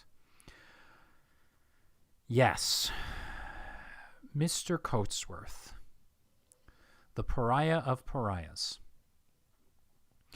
He and his organization, the organization that is so secret that we do not even know its name, have been funding the war here on Earth, driving it. The Vagavurians see Boston as a way to invade Tremontaine. They see Europe for its doorways into other lands in Vagavur as ways of invading spots all through Vagavur. They were shortcuts in a way. And so they thought, Earth being as primitive as it is, they thought that they would be able to cut through the Earth and then pop up in Vagavur in various locations and stage their invasion from Europe. But unfortunately for them, and fortunately for us, they were defeated. But now that they're being defeated, even at this very moment, and he taps the table where this treaty, where this armistice is being signed, even though they were defeated, they are still here. And he waves his hand, and several of the soldiers that are on the surrendering side, suddenly their images evaporate. And what you see before you are these creatures, one of which looks like a tippet, which Vesper was talking to in our last game. Another one looks like a strange creature with almost like gills on its face, and it has no feet, but appears to have actually be like disappearing. It's almost as if it were a ghost hovering. These are the agents that we fight.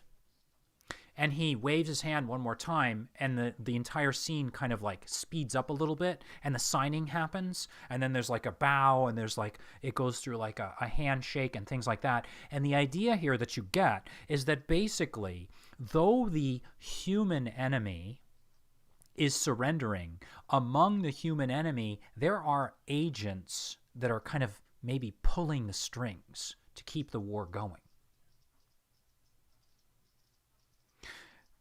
And so what we need are people to hunt down, find these agents, and destroy them where they live. And he waves his hand one more time.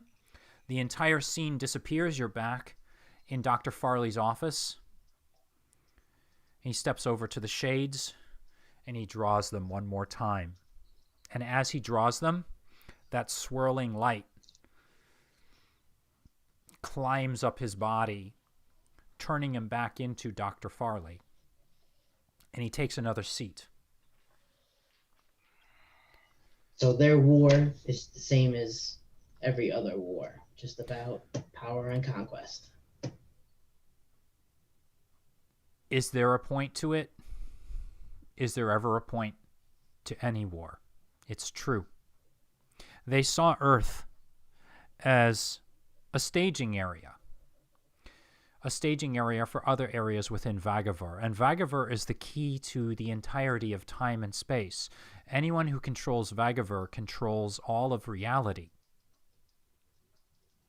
And they had hoped through Earth to hop from ring to ring to ring, wreaking havoc. These forces which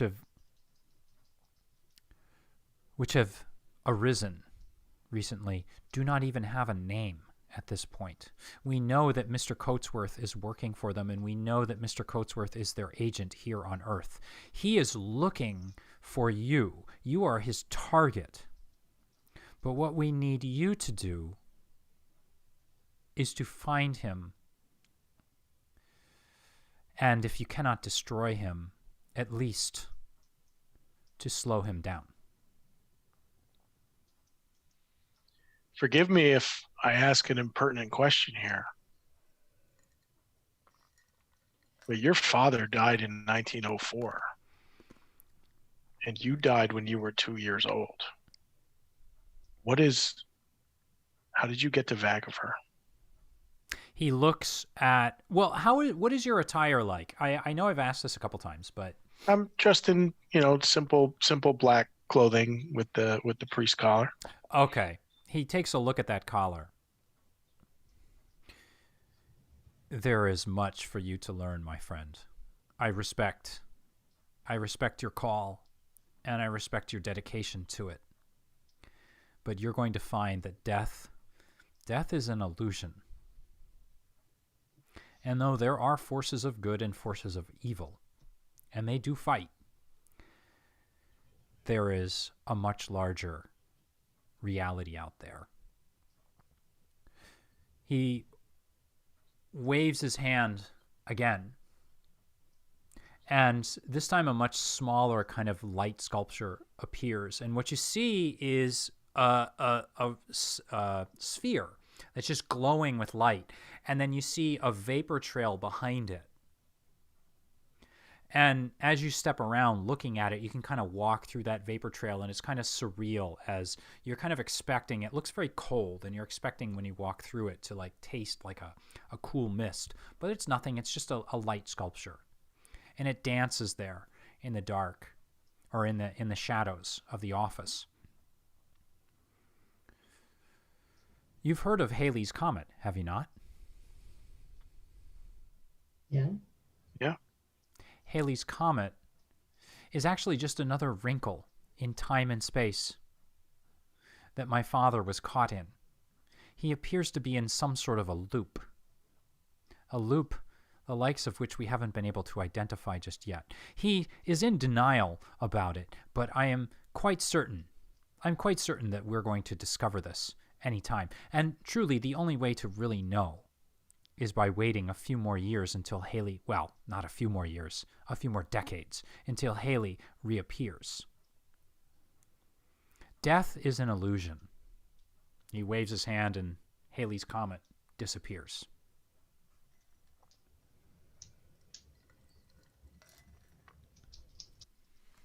So you want us to find Coatsworth? Find Coatsworth. Be careful. There's more to Coatsworth than meets the eye, and we feel that Coatsworth is just the tip of the iceberg. We have agents here. We do have those who could go after Coatsworth, but you and your friends are in a rather unique position in that you can move between Vagaver and here, and you can be accepted here.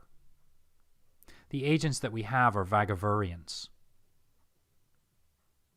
who probably could not.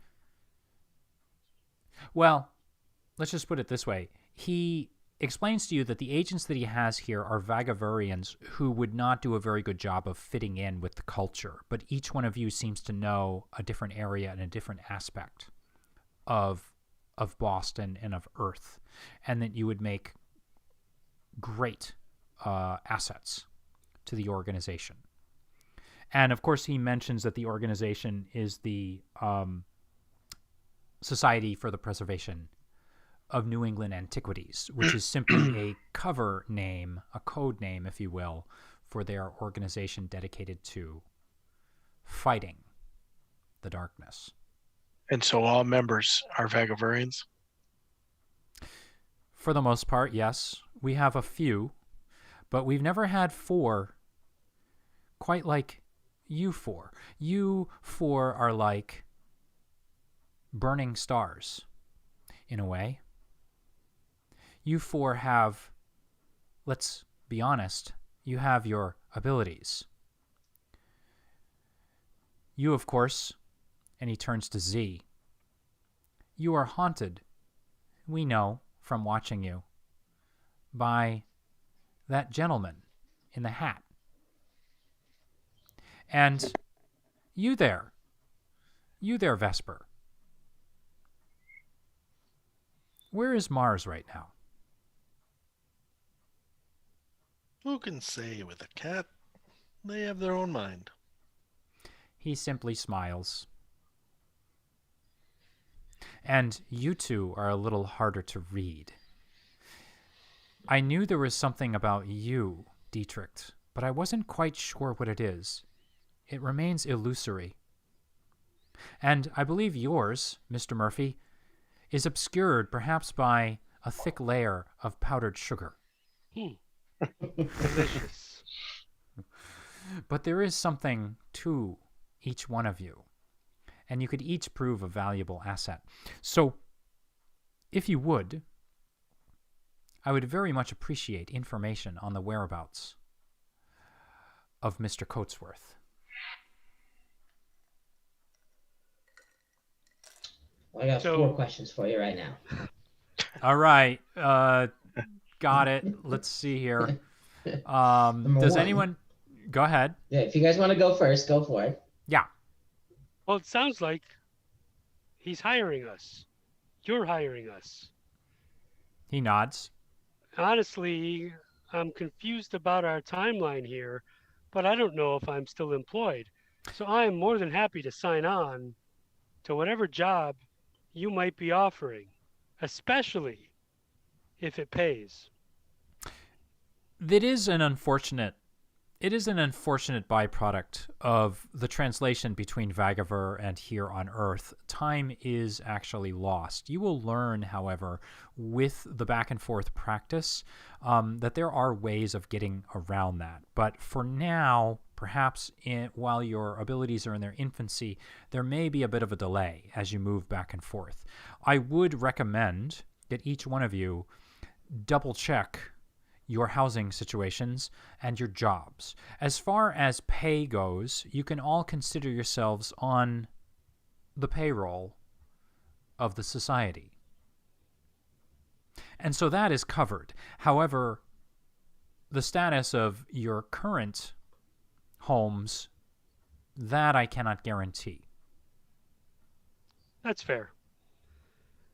And since I'm yielding the floor to TBD and I'm tired of leaning up against this bookcase, I'm going to sit in one of the student chairs in front of the desk while he tucks in and asks his 4 questions. Well, here's what we could do. If you guys if we want to take a 10-minute break now, you can think about the questions you want to ask and consider them. And then when we come back, we will pick this up. Cool. Fair enough. Sound good? All right. So, ladies and gentlemen, we are going to head to a 10-minute break right now. It's 9:38. We will be back at 9:48. I'm going to throw up a countdown timer. We hope you join us in 10 minutes when we get back.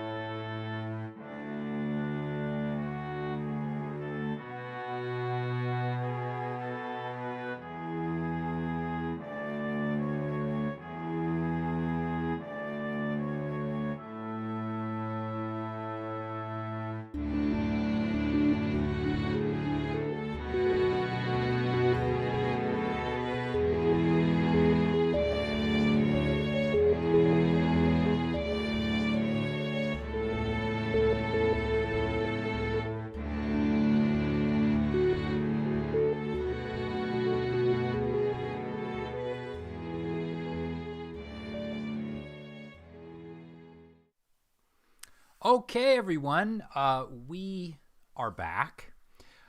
So when we last left our heroes, they were in Dr. Farley's office, who had confessed to them that his name was actually Langdon Clemens, and claimed to be the son of Samuel Clemens, a.k.a. Mark Twain, a.k.a. Mr. Haley, if they would not help out the Society for the Preservation of New England Antiquities in, dispatching, shall we say, Mr. Harold Coatsworth III, sometimes jokingly called Mr. Codpiece. And so when we last left our heroes, I do know that Dietrich had 4 questions. However, out of kindness to his fellow companions, he was deferring to their questions before they can ask some questions with that.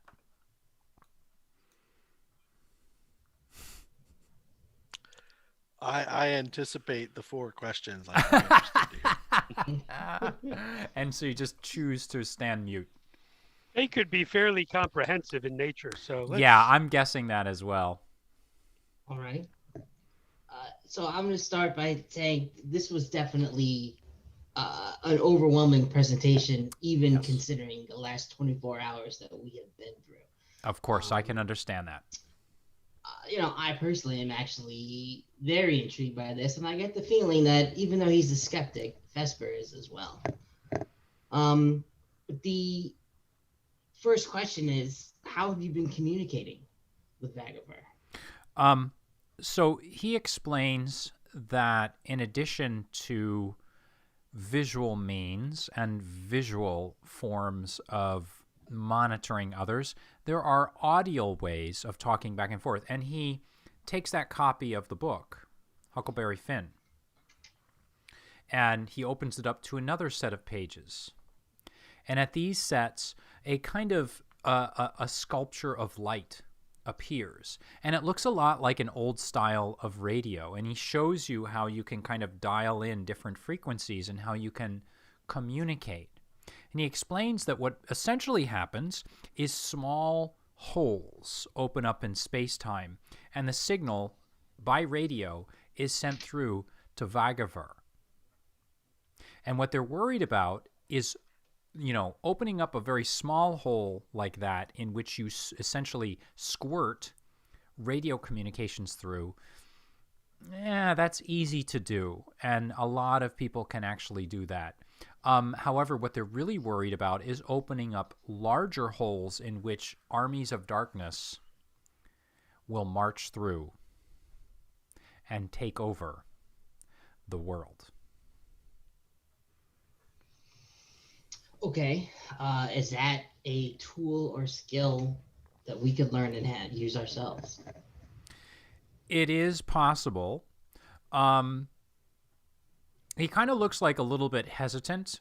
The devices are not easy to come by, but I could arrange for certain supplies to be brought around to a location at some point in the future. It will take some time, but if there's something you need so that... Are you saying who would you like to communicate with? Well, I imagine it to be a combination of yourself and your father, since we're effectively reporting to the two of you.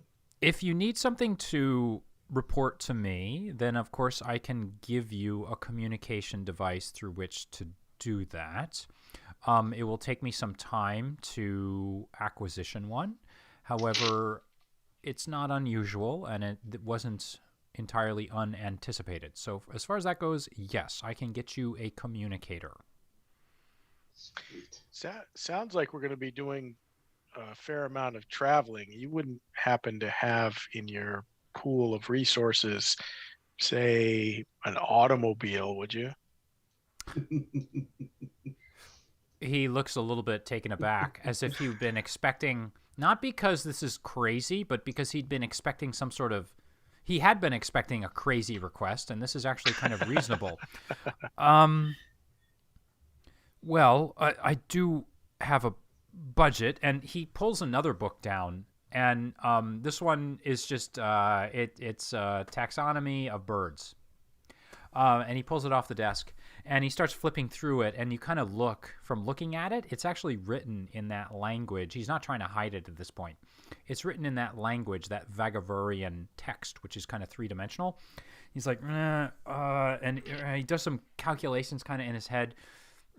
We could perhaps acquisition you a vehicle. I'm not exactly sure which vehicle you would wished for, but we could perhaps get you one. This will take some time, perhaps a day or two, but yes, we could. Great. It looks like he's looking through a budget, essentially. Okay. That was I'm two part of questions, Mr. Dietrich. Of course, your companion It was 1A and 1B, but that's okay. 4 questions, course. 13 parts. 6 parts. That's right. If the other players would like to take a break and go off someplace else, come on back in 2 hours. I kick Murphy in the ankle. I know, it looks like Murphy, when you lean back like that, you lean back in perspective. So it was actually very tough to tell your coat. He's on the tracks. I know, he looks like he's laying on the tracks. There we go. Okay, how about question 2A? In your presentation, Yes. we got to see that you were able to take away the disguise of the Vagavurian agents. How do we get that power in our travels? That is another matter, gentlemen, at this point. I wish that I had a better way of doing so, and suffice it to say, for the moment, this is actually just a piece of technology that I have with me at the moment. And he takes a look at that book, and you realize that the book itself is this device. It's this device that allows you to kind of see in different places. And he explains to you that there's this space. It's a space of information that this book is able to access. And he calls this space the manifold. And the manifold is kind of that area where all things are connected. Even out of character, I'll stay within the realms. But it's this space that exists between spaces where information is stored and kept, and where access to information is readily available to all should you have the proper security clearance. And just to let everyone know, Vesper has just typed into the chat, is it Microsoft Excel? It is not Microsoft It's Excel. very powerful software. It's more like Netscape Navigator. Oh, wow. It is. Yeah, you would not laugh at Netscape Navigator in 1918. Yeah, it would just open up to a blank window, and that's it. Yeah. Have nothing. Yeah. So he kind of looks at you for a moment, and he sighs. This access could be arranged. However, it's not as easy as just simply putting on a pair of goggles, though certainly that is possible. But for right now, I will do what I can to get you that equipment. Okay. Question 2B. Question 3, actually. Oh. The in the lobby today, the teacher's lounge, when we met you down there today, there was a lady all in blue. Does she have anything to do with any of this? He kind of looks at you. A lady all in blue? I'm not Correct. sure who you're referring to. So you didn't see the lady in blue at all? Nice. I didn't notice that lady in blue. No, I wasn't, to be honest, I wasn't looking for anyone in particular. I might be able to follow up on that, but she was rather Alright. striking figure amongst a bunch of, and I look him up and down, you. He looks down at his persona, and he shakes his head. And when he shakes his head, that light sculpture, the light around him begins to bend, and you see that it's that thinner, younger person one more time, as if to assure you he's not Dr. Farley, and then it flickers back into existence. Ah, a woman in blue, did you say? Yes. Tell me, does one of you, or perhaps all of you, happen to have a timepiece on you? I do. Of course. May I see these timepieces? He takes a look at yours, Dietrich, shakes his head. I leave mine in my pocket. Murphy, you had one? Pocket watch. I'll just toss it on the desk. When he sees the pocket watch, he looks very interested suddenly. His eyes almost light up. And then he grabs it before it actually hits the desk. And what you realize is that though he is still the clumsy-looking Dr. Farley, somewhere deep down inside, he is Langdon Clemens. And Langdon Clemens is quicker and faster than Dr. Farley. And there are times, perhaps, when he betrays his image. He looks at it, clicks it, open, takes a look, holds it up to the light, clicks it closed, tosses it right back to you. That's not it. You? He looks at Z. Yeah, I pull out a pocket watch. He's excited by the pocket watch once again.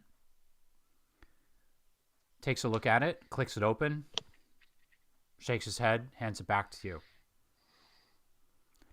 And with that, I think everyone's eyes move to you, Vesper. I meet his gaze directly but cross my arms. Well, what about the watch then? The woman in blue, most likely, is part of the Clockmakers Union. They often appear in places where there have been, shall we say, unapproved translations between Vigiver and Earth. The Clockmakers Union is an offshoot of the Transportation Guild. I know this sounds very complex, but it all makes a lot of sense. Trust me. The Clockmakers Union is not happy when people distort the time-space continuum. And I would say that there are 4 people in this room that have been playing havoc with the time-space continuum by hopping back and forth between Vagiver and Earth. They are mostly attracted by objects that control and distort time. I would not necessarily be the person to see members of the Clockmakers Union. Only those who have been doing the time hopping would have seen them. And now, the timepieces that I have seen here today are not the sort of timepieces that would call attention to themselves. So it makes me wonder, and he's leaning in your direction, Vesper, if there are perhaps other timepieces that may be on our persons right now that we don't even know about. I'll unhook it from what it's attached to in my vest pocket and just hold it up. But I'm not gonna let him anywhere near it. He's not trying to get at it, and he's not in any way trying. He realizes, seeing the way that you hold it up, that it's obviously something important to you, and he doesn't make a move. He just This is nods. my own watch, and it has nothing to do with any of this business. Might I ask, and this is a personal thing for many gentlemen, might I ask where you acquired said watch?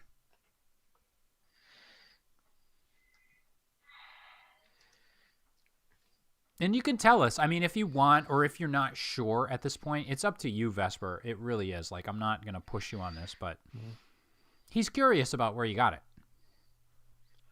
I slip it back in my pocket and attach it back so it's secure. Mm-hmm. So That's a rather personal detail about myself that will remain with me for the moment. He respectfully nods. I meant no offense by that, Vesper. But the creature, the being that you saw tonight, was most likely Zeitweber, a member of the Clockmakers, as I mentioned, just now forming an offshoot of the Transportation Guild. They track illegal comings and goings in time between Vagaver and Earth. And so, if you did indeed saw Ms. Zeitweber, she may be in touch with you soon. She tends to give out tickets, shall we say, for offenses toward the time-space continuum, which the Clockmakers Union tracks. I wouldn't worry too much about her, but I will say this. She does mean business, and her union is, shall we say, growing in popularity and power. Nothing to be feared, but a little bit of governmental red tape, if I may put it that way.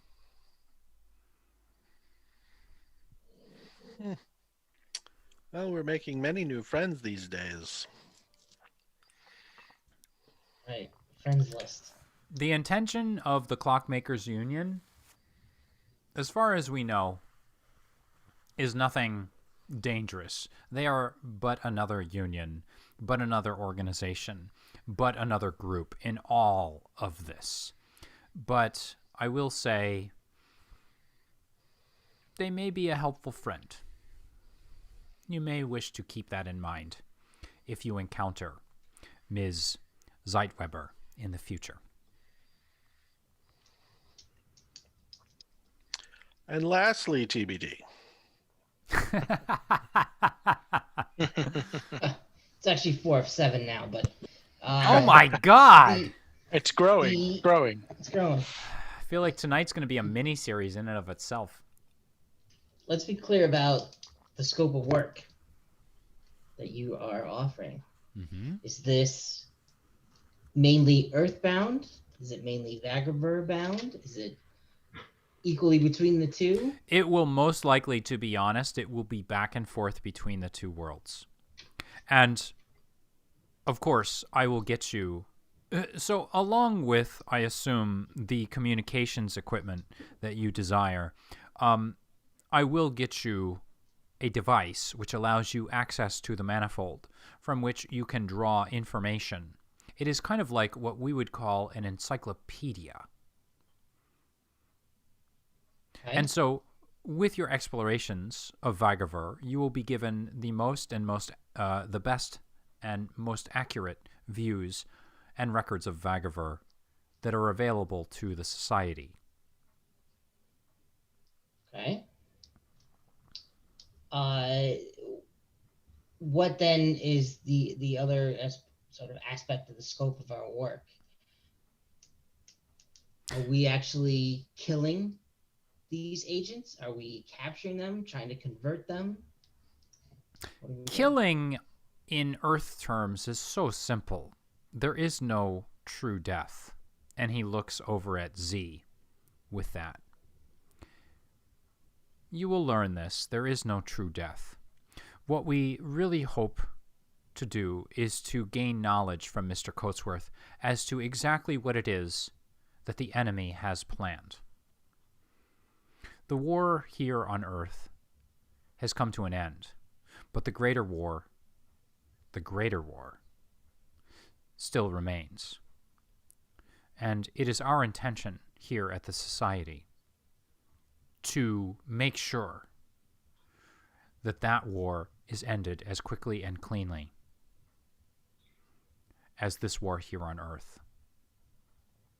And so, if I ask you to kill Mr. Coatsworth, I can assure you all that dies is his physical body. His spirit, his soul, and with that he looks again at Z, will still remain. You are committing no sins. Okay. The next one we've actually sort of covered fairly well already today. So you weren't joking about the 4 turning to 7. No, not at all. Okay. Gear, right? You've already given us most likely a communication device. You have a budget for this knowledge device. Hopefully we're going to get a car for Z. What else can we get in terms of weapons? He just looks... since weapons don't work, Earth weapons don't work on Dagobah. Earth weapons do work. Is that what this is about? I see. He looks over, actually, at Mr. Murphy. Mr. Murphy, I understand that you carry, is that correct? Yes, sir. May I see your piece? I understand that a piece is a very personal thing, and he looks at Vesper when he says that, as if he were referencing your timepiece. Might I see it? Absolutely. And I'll pull out my Colt M1917 revolver. Which he's 3D printed, ladies and gentlemen. Go ahead and give us a glamour shot of that, like rotate it a few times. Ladies and gentlemen, I'd like to say that never let it be said that Frank does not go above and beyond the Call of Duty. This is a 3D printed weapon, mock-up of a weapon, which he created. It took you 487 hours to print it? Is that correct? A long time. And just to show that it's fake. Did you 3D print that too? Yeah. Oh, yeah. That's 3D cool. printed.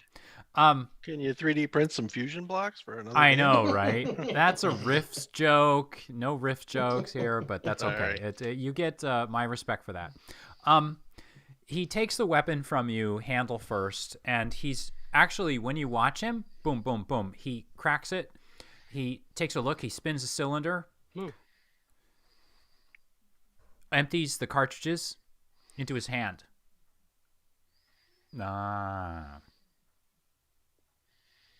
You have the wrong cartridges for these. Chemicals behave differently between here and Vagaver. I can get you some cartridges that'll fire just fine.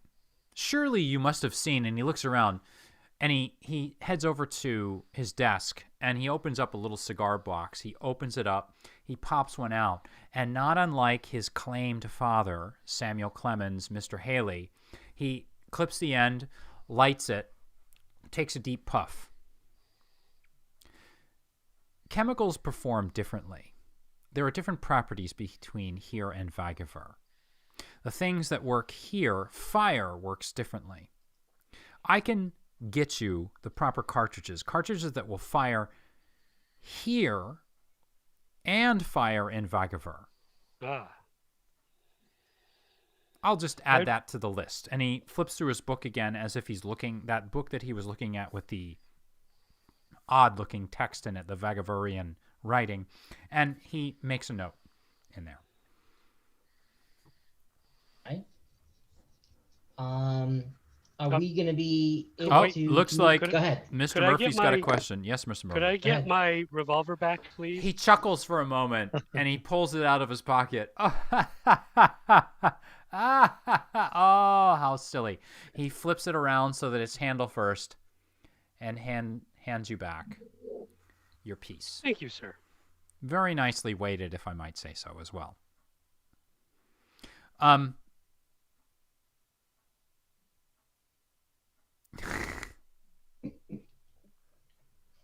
You can say that. Vesper has just made a remark in the chat saying, "Why do you think I wouldn't hand him my watch?" No, it's for bigger reasons than just this guy being a little thief. Yeah. But at any rate, he looks at you. What question now are we up to, Mr. This will be Dietrich? 7. 7. Thank you. I know that one member, at least one member, is truly, I would say, on top of the numbers here. Go ahead, Mr. Dietrich.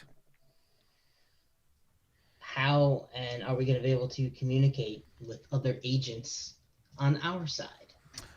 With How are we going to be able to recognize other agents? With the communication device, I will be certain to include a communication device that allows you to communicate with other members here within on Earth. Now, as far as seeing them goes, this is the second time that you have asked me for this. Let me see if I can acquire a device for you to enable you to see other members. To be honest, however, we don't go around broadcasting who we are, and so it is very important that we keep ourselves in the shadows. However, I would be willing to give you a list of agents. I'm going to have to check my records and find a few people. I have a few people in mind to help you out, but for the moment, let's just say that I'll get you that information in the next day or two. Fair enough. And my last question. Really? So there are 8 questions. Bonus round. Yeah. It's gone. I know, right? It's gone from 4 to 7 to 8. Okay, go ahead. No problem. When we got here, we were flipping through the paper and learned of various anomalies or disappearances of people. Is any of that connected to our clandestine war? And are any of those actual leads? Disappearances, you say? Well, disappearances. And he repeats that word a few times. He steps around behind his desk and takes a seat. Who were the disappearances of? I don't know. I'm going to defer to the guys who actually read the story. Mysterious figures and these anomalies, lights in dark alleys, voices around corners. It's in the public mind. Reported in the paper.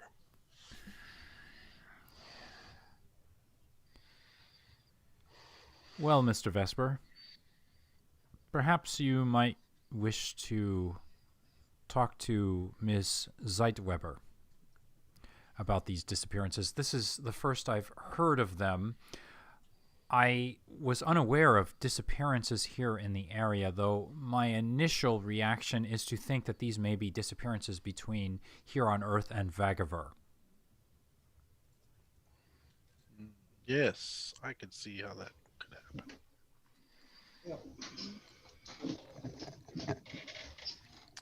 Okay, that was 8 out of 7 questions. Do you have a 9th question for your series of 7? Do not at this moment.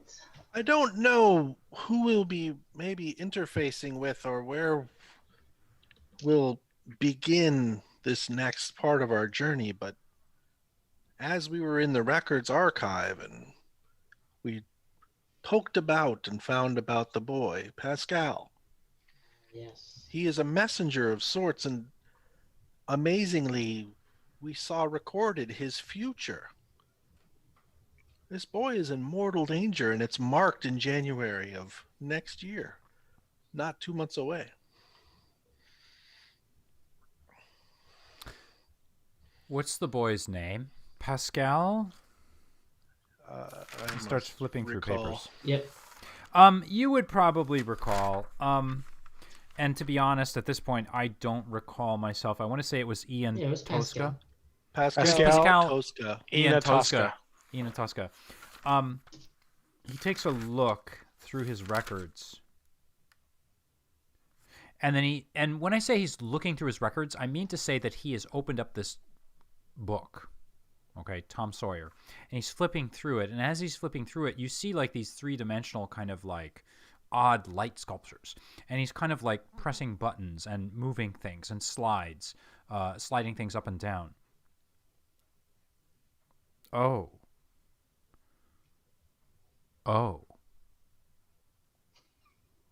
And he looks at you, Vesper. Is this Pascal a friend of yours?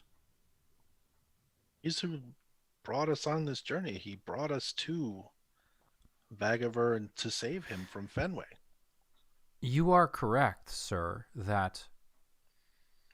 Oh, I don't even know if I should be saying this. There is a date here for his death in January. But the records here are incomplete. Is this boy close to you? Truly, we've just met him, but he's of a very special sort. He was with Cloudy. Cloudy rescued him.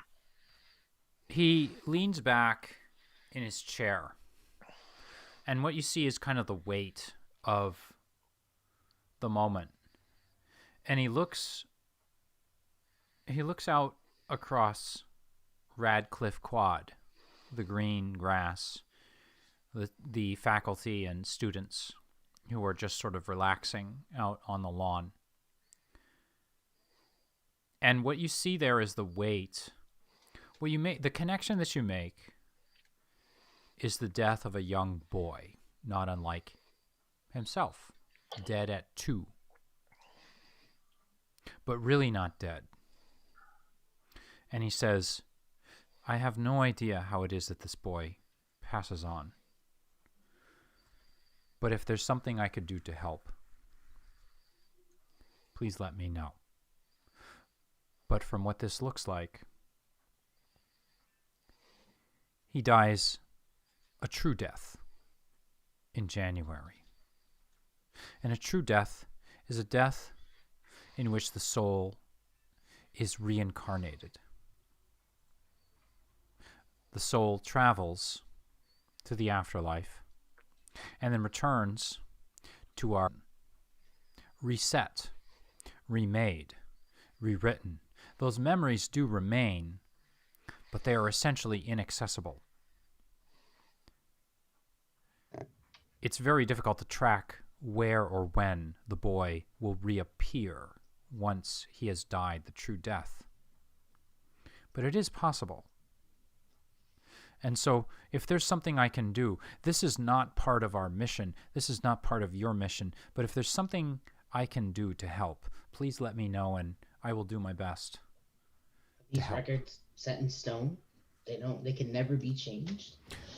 Most likely they will not be changed, but once again, he looks over at Vesper. You should probably talk to your friend in blue, who may be able to help you with that.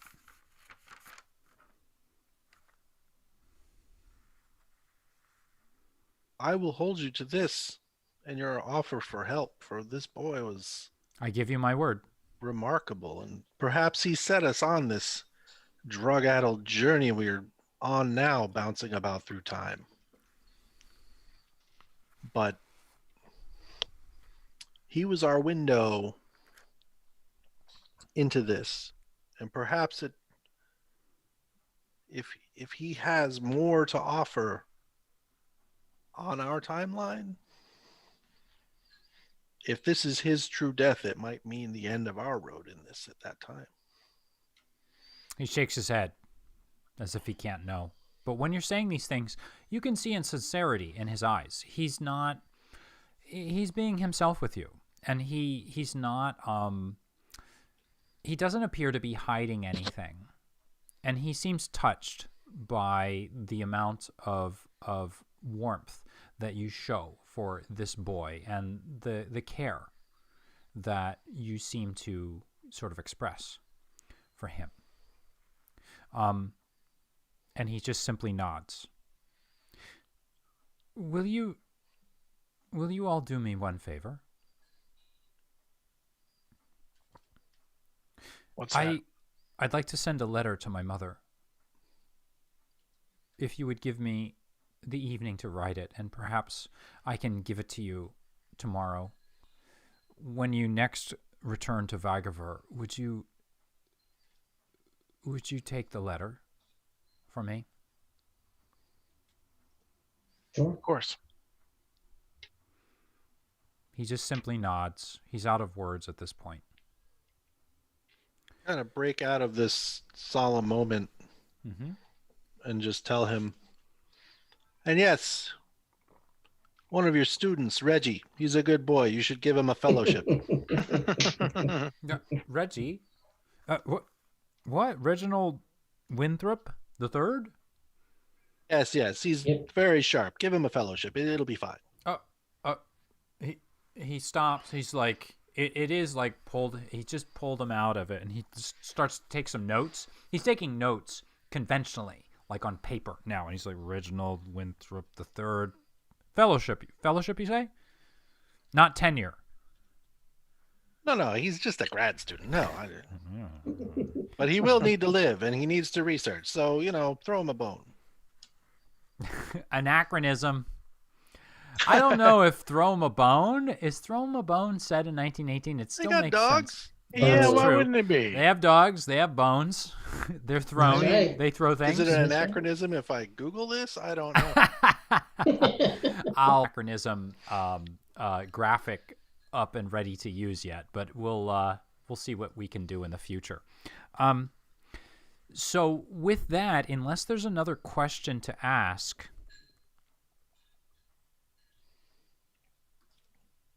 So, go ahead. No, I'm done here. I just wanted to express that I want to follow up, perhaps just to find Mars or figure out what's happened after that. But that's not happening in this room. Do you need to go and see Mars, or does Mars just kind of like? No, she can do what she will. Okay. Any others? Murphy, Z, or Dietrich has had quite a bit of time. Maybe Z wants to make sure that the restrooms at Harvard are not different. Are we all set then? Yeah, I think so. All right. So with that, Dr. Farley sees you all to the edge of the campus, back to the stop where all One of last question. Yes, sir. For Clemens, for Farley Clemens. How do we recognize Vagavurians? Is there some kind of secret sign, secret handshake, something that we can use? Why don't you tell me? I like this idea, and I'm totally willing to go with it. I think that he's not going to tell you that you can recognize Vagavurians, but you could recognize members of the society. Is there something besides the Three Amigos salute?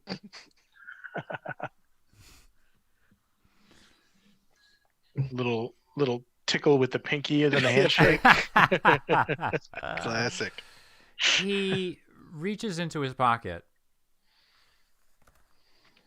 and he actually has a little a little Decoder ring? no, what would we call it? He has a little box that he unfolds, and it's actually a card case. It's for business cards. And he hands you one. And when he hands it to you, it's totally blank. And he extends his fingers to you with the card at the end of it.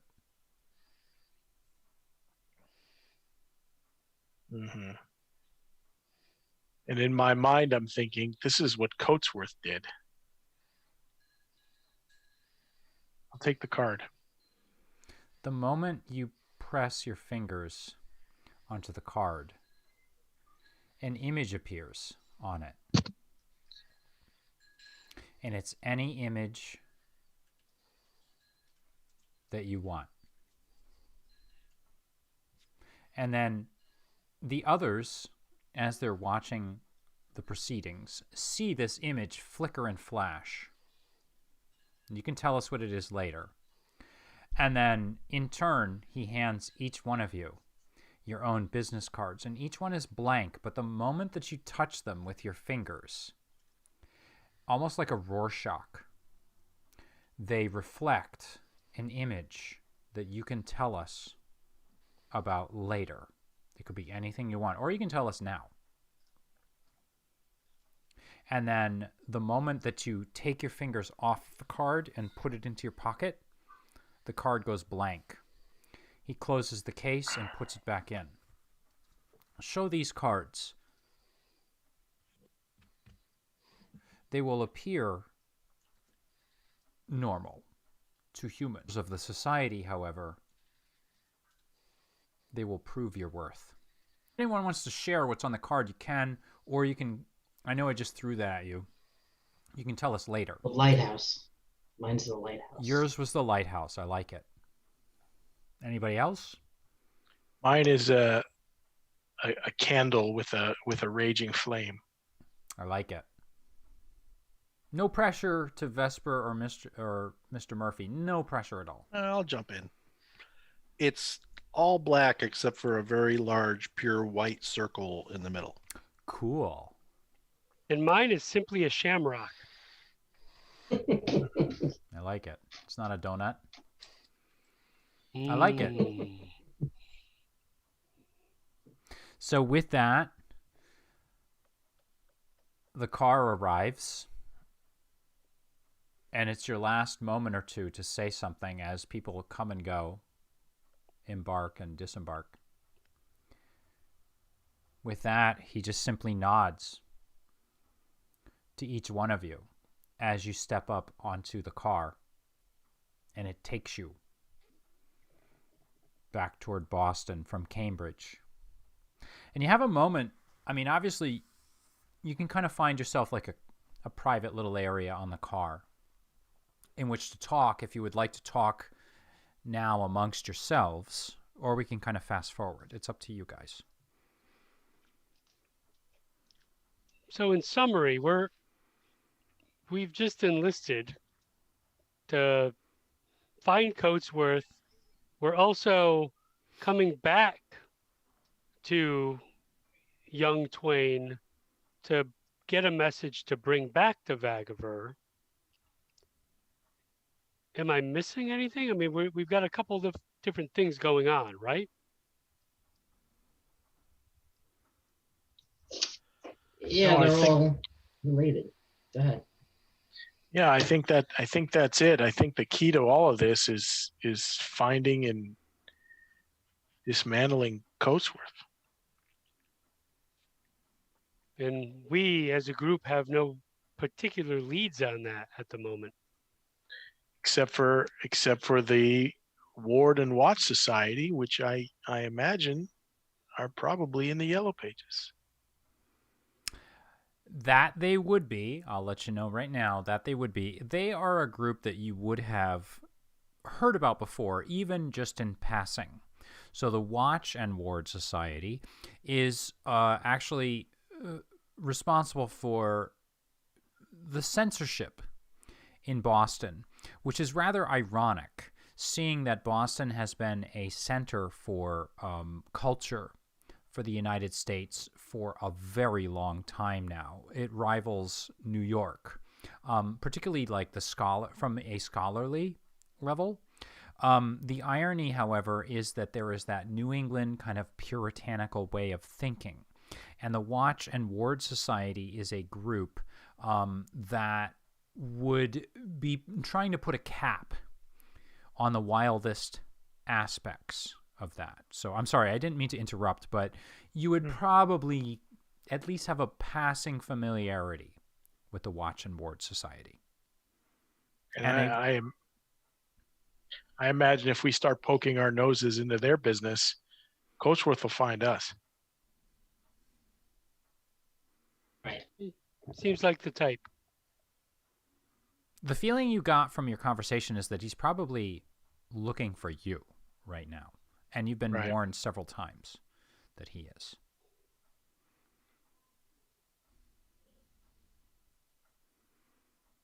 All right. So what next, gentlemen?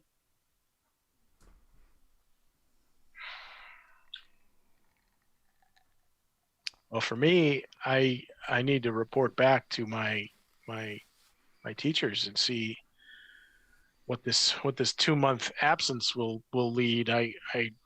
My sense is I'll probably ask for some kind of leave of absence because I think our work here is going to take us a little while. I don't know what families you all have. We've never spoken of it. Well, we can find out. Vesper, where's that mouser of yours? Hmm? The Oh, feline. she's around. Oh, look at this. She's back. And I lift her up onto my lap. Oh, There she is. Now, She's had Vesper, a busy day. is there anything that she can tell you at this point, or? Yeah, maybe we can think about just how much or what kind of rules, but I would think yes. And I typically talk to her just in, oh, yes, yes. Not really a really deep conversation. She mews and chirps and meows and things. And that just sort of is our way of communicating, even though more thoughts are being processed through. So, with your quick little conversation that you have with Mars, what you learn is this. For the duration of time that Mars was kind of locked on, who Dr. Farley referred to as Miss Zeitweber, no one in the lounge saw Miss Zeitweber. Miss Zeitweber remained completely in the corner, and from time to time kind of walked around, took a seat, and you noticed actually at a few points people moved as if to sit down in her seat, stopped, hesitated, and then kind of shrugged and moved on to move somewhere else, as if they just had the urge not to sit in her seat. They never talk to her. They never refer to her. They never say a word to her. And at a certain point, she opens up a book. And unfortunately, Mars could not get a very good look at this book, but she was flipping through the book, and Mars talks about sparks and flames that come out of the effect, or the same sort of phenomena that you saw earlier on. You make this connection with Dr. Farley, and you realize that perhaps this book does similar things to the things that Dr. Farley's book does. And that's basically the gist that you get. At a certain point, she gets up. She starts to walk out of the room. She walks out of the building. And then when she gets to that 300-foot mark, Mars turns around and comes back to you.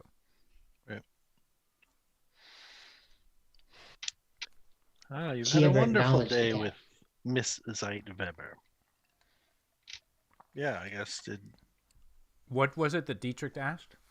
Did she ever acknowledge the cat? You can ask. Well, Vesper. at this point, I want to report back like, Mars seems to have a busy day with Ms. Zeitweber. She has books just like Farley does, Langdon, Clemens. But no one knew she was there or just bypassed her existence and she left.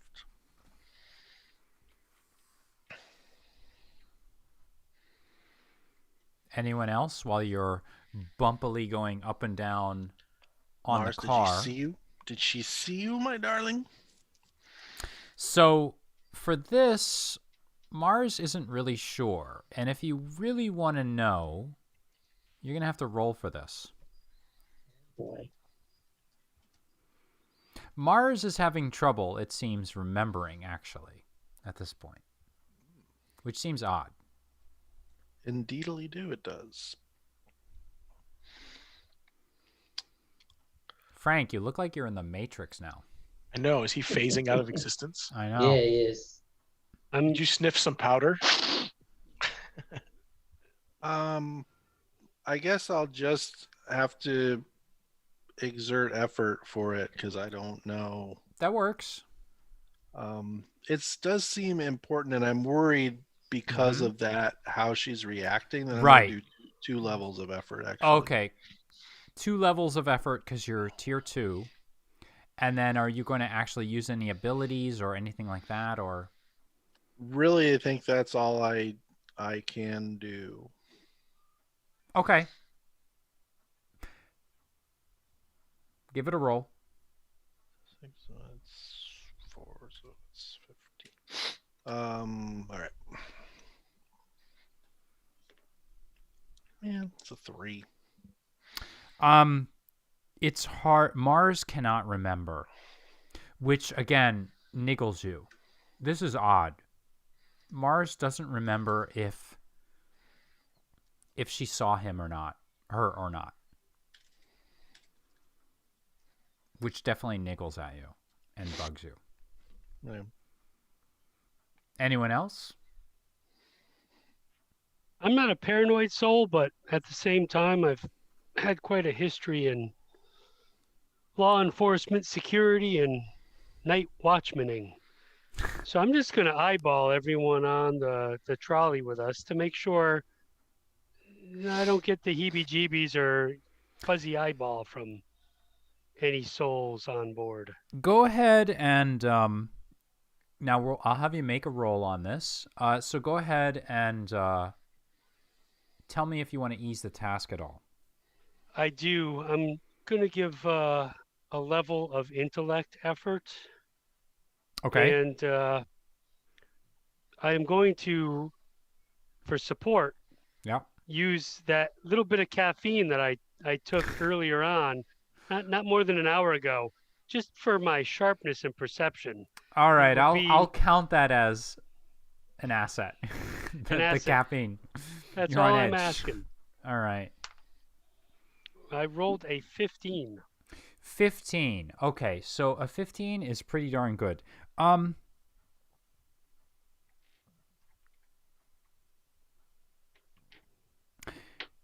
Looking around the car,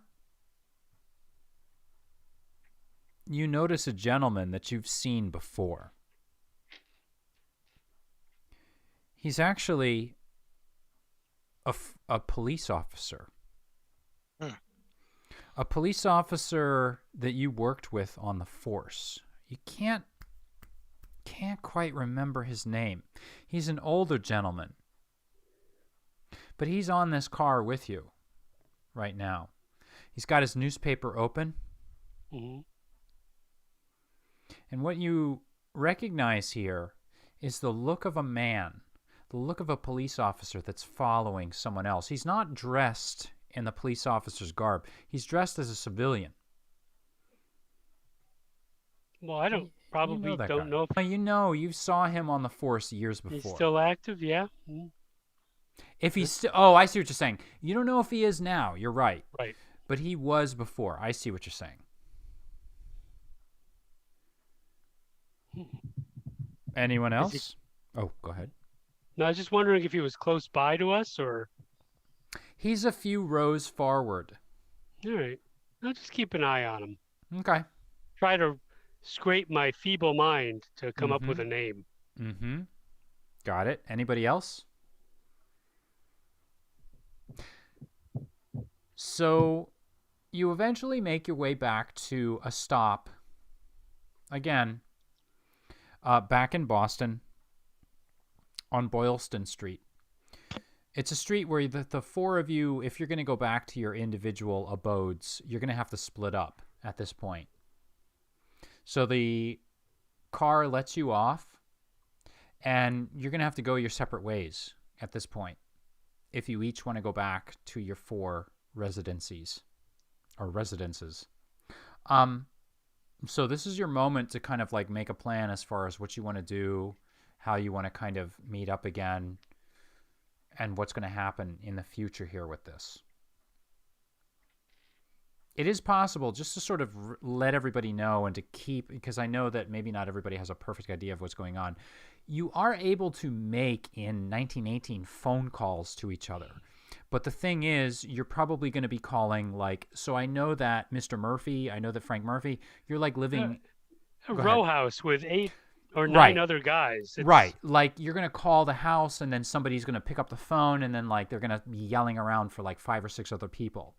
Somebody's going to call the school for you, St. John's Seminary, Z. Somebody's going to call the hotel, which I assume that you're staying at, Dietrich. And Nope. and they're going to have to contact you through that. Now, Vesper is smiling because Vesper... I'm going to need a rendezvous point because... I'm going to need exact coordinates on where we're going to meet again. Well, no, that seems pretty rote for us, unless we'll all hang out together, which is not likely. I mean, it's possible. I don't want to tell you guys what you're going to do here. I also don't want to steer the narrative too much. Sure. But one thing that I can tell you, and Vesper, I don't want to reveal too much about your character, but from what I understood, you were kind of down on your luck. Would you be the sort of fellow that would ask perhaps to stay with one of these other guys, or would you want to go back and check something where you were staying before? It's kind of up to you. Yeah, I would not want to really talk about it. It's Okay. not really No very, I don't know, feels embarrassing, or Yeah. it's not the how I want to come off to them, I would say. Mm-hmm. Okay. So at this point, I'll say just like leave word for me at the library. Either that, or we set upon a particular Yeah. daytime location to meet back, because it feels like we're all in this together somehow. We're bonded beyond this experience that they need all of us together for whatever comes forward. So we might just commit to being back here somewhere, whether Yeah, it's the back at library, this- whether it's Fenway, whether it's Harvard, wherever it is, whether it's the North Church. Yeah. Let's set a place and a time frame to get back together, gentlemen. I was gonna say this trolley stop tomorrow at 9 a.m. Yeah. Agreed. Okay, so we can say that you are, and I don't have an exact map going right now of Boston, but let's for right now, why don't we call it, and I'll look it up, but somewhere in the, we'll say you're somewhere in the south end or some way at, how about, why don't we just say you're at Fenway Kenmore? Okay. I mean, that was where you guys all met in the first place anyway, right? Right. So you're back at Fenway, and that would probably make sense to be the best spot where you could all kind of hook up and then like get in touch with each other. So we'll say 9 a.m. is it tomorrow morning? So November 12th. Sounds good. Okay. So let me ask everybody this then.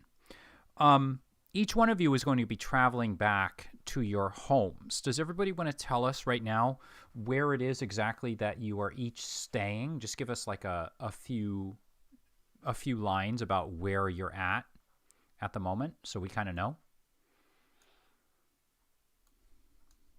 I'll go first. I will really be roaming. I'm going to probably stop at Symphony Hall, and now that it's a couple months later, to see what's happening with the concert season, with the pandemic, which had been shut down. I'm going to go nearby to my old mentor's apartment and check in on things, and I might even try to just, if things look not too dangerous, to slip in, and if no one's there, to actually maybe stay the night there. Okay. Oh, I see. What's your mentor's name? Carl Muck. Carl Muck, that's right. Okay, got it. How about Mr. Murphy? Where are you staying? Well, I live in a a row house. It's in South Boston at 99D in Old Colony. That's Last right. time I was there, there were 8 gentlemen living there, and I was rooming in more or less a double with another watchman, is Ben Stanwyck. Got We it. kind of picked up the place together. He got me in, and we've been here for, I don't know, good 5-6 years now. But the players change occasionally. Right. We just kind of cohabitate because it's convenient, and let's be honest, it's cheap. And that's the key word there in that whole description. How about you, Z?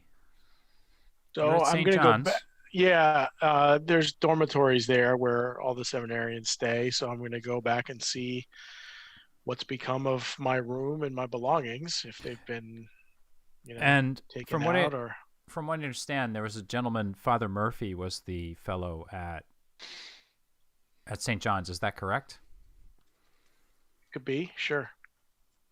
Not my pa. I may have read your notes wrong, but I thought it was Father Murphy. We can check on that. That's not a problem. Father Murphy was my real life advisor in college, Father Frank Murphy. All right. So I think that's what you're. You know what though? Yeah. You wrote it into your notes, so that's the Did funny I? thing. Okay. Yeah. Father Frank Murphy, this one's for you, sir. He's Father Murphy now. And then Dietrich, how about yourself? Where are you staying? Well, I got a whole thing on this.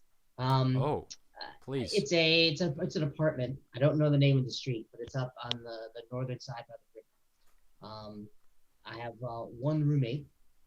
His name is Samuel Garbett the Fifth. Wow.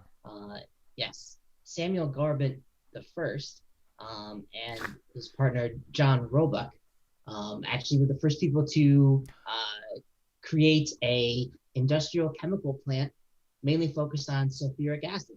That was back in 1749. Was that actually in Boston? No, that was in Scotland. Oh, okay. But according to my little theory here, Yeah. Samuel Garbett III expanded the empire and came over to Boston and created a factory there. So Samuel Garbett V is very wealthy and entitled, but he is also not smart enough to live up to his heritage, and he's not physically capable enough to invent anything. So he kind of lives off the only thing he has, which is really just sort of the boyish charm. So he's carrying on his family legacy by being sort of a salesman for the chemicals more than anything else. And he was one of my contacts back in my old days. And when I knew I was moving up here, I reached out to him. And since we're both effectively in the field a lot, it made sense because when one of us is gone, one of us might be home. And so it worked out that way. Okay, perfect. All right, great. Okay, so what I think we should do at this point is I think that it's fair to say that the four of you go your separate ways. And as you go your separate ways, Z, you spot that gentleman that you've seen a few times before. Puritan. The Puritan. And as the police officer, maybe the former or present police officer, kind of disembarks from the car, and Frank, and Mr. Murphy, you have your attention is drawn to him. And behind him, you make out that Puritan as he gets off the train car, or as he gets off the car, looks in your general direction and simply smiles. And then as passengers come and go, you track the Puritan, and it seems as if he's there one moment, and then suddenly he's gone. He's no longer there. As if he had been there the whole time, but is somehow no longer there. And you, Frank, Mr. Murphy, make eye contact with that former or possibly presently police officer. And he simply looks at you and he nods as if he knows something perhaps that you don't. And then with that, he disappears into the crowd as well.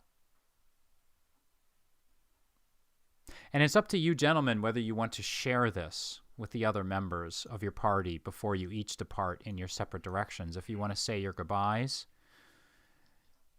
instead. I'll share, only because I'm fairly open. I just say, hey guys, someone on the trolley, I recognized him from the force years ago. He was on the trolley with us reading a newspaper, and just now he looked at me and he disappeared.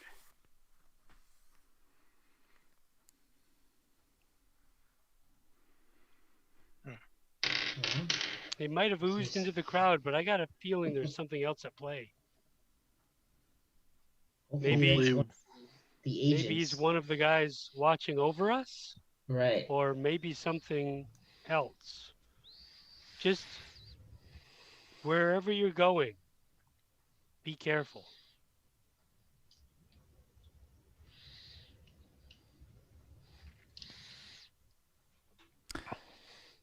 And so, I think with that... Oh, were you about to say something? Yeah, I'm just gonna make an exit. I'm just gonna cozy my collar up, pop my watch out, take a look, and put it back. And as I shove my hands in deep in my pockets, shall we, Mars? And I walk across the street, off for the night. And so, with that, each one of you disappears into the crowd, heading in your 4 separate directions, to your 4 separate homes, to your 4 separate lives, knowing full well that somewhere out there, Mr. Coatsworth III is looking for you, and you only hope that you find him before he finds you. So, ladies and gentlemen, thank you very much for joining us tonight. This brings us to the end of our most current adventure.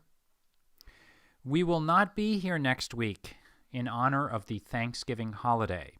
We may or may not do a one-shot on an odd day next week. I'm not really sure, and we haven't looked at our schedule yet, but if we do, we will, of course, let all of you know.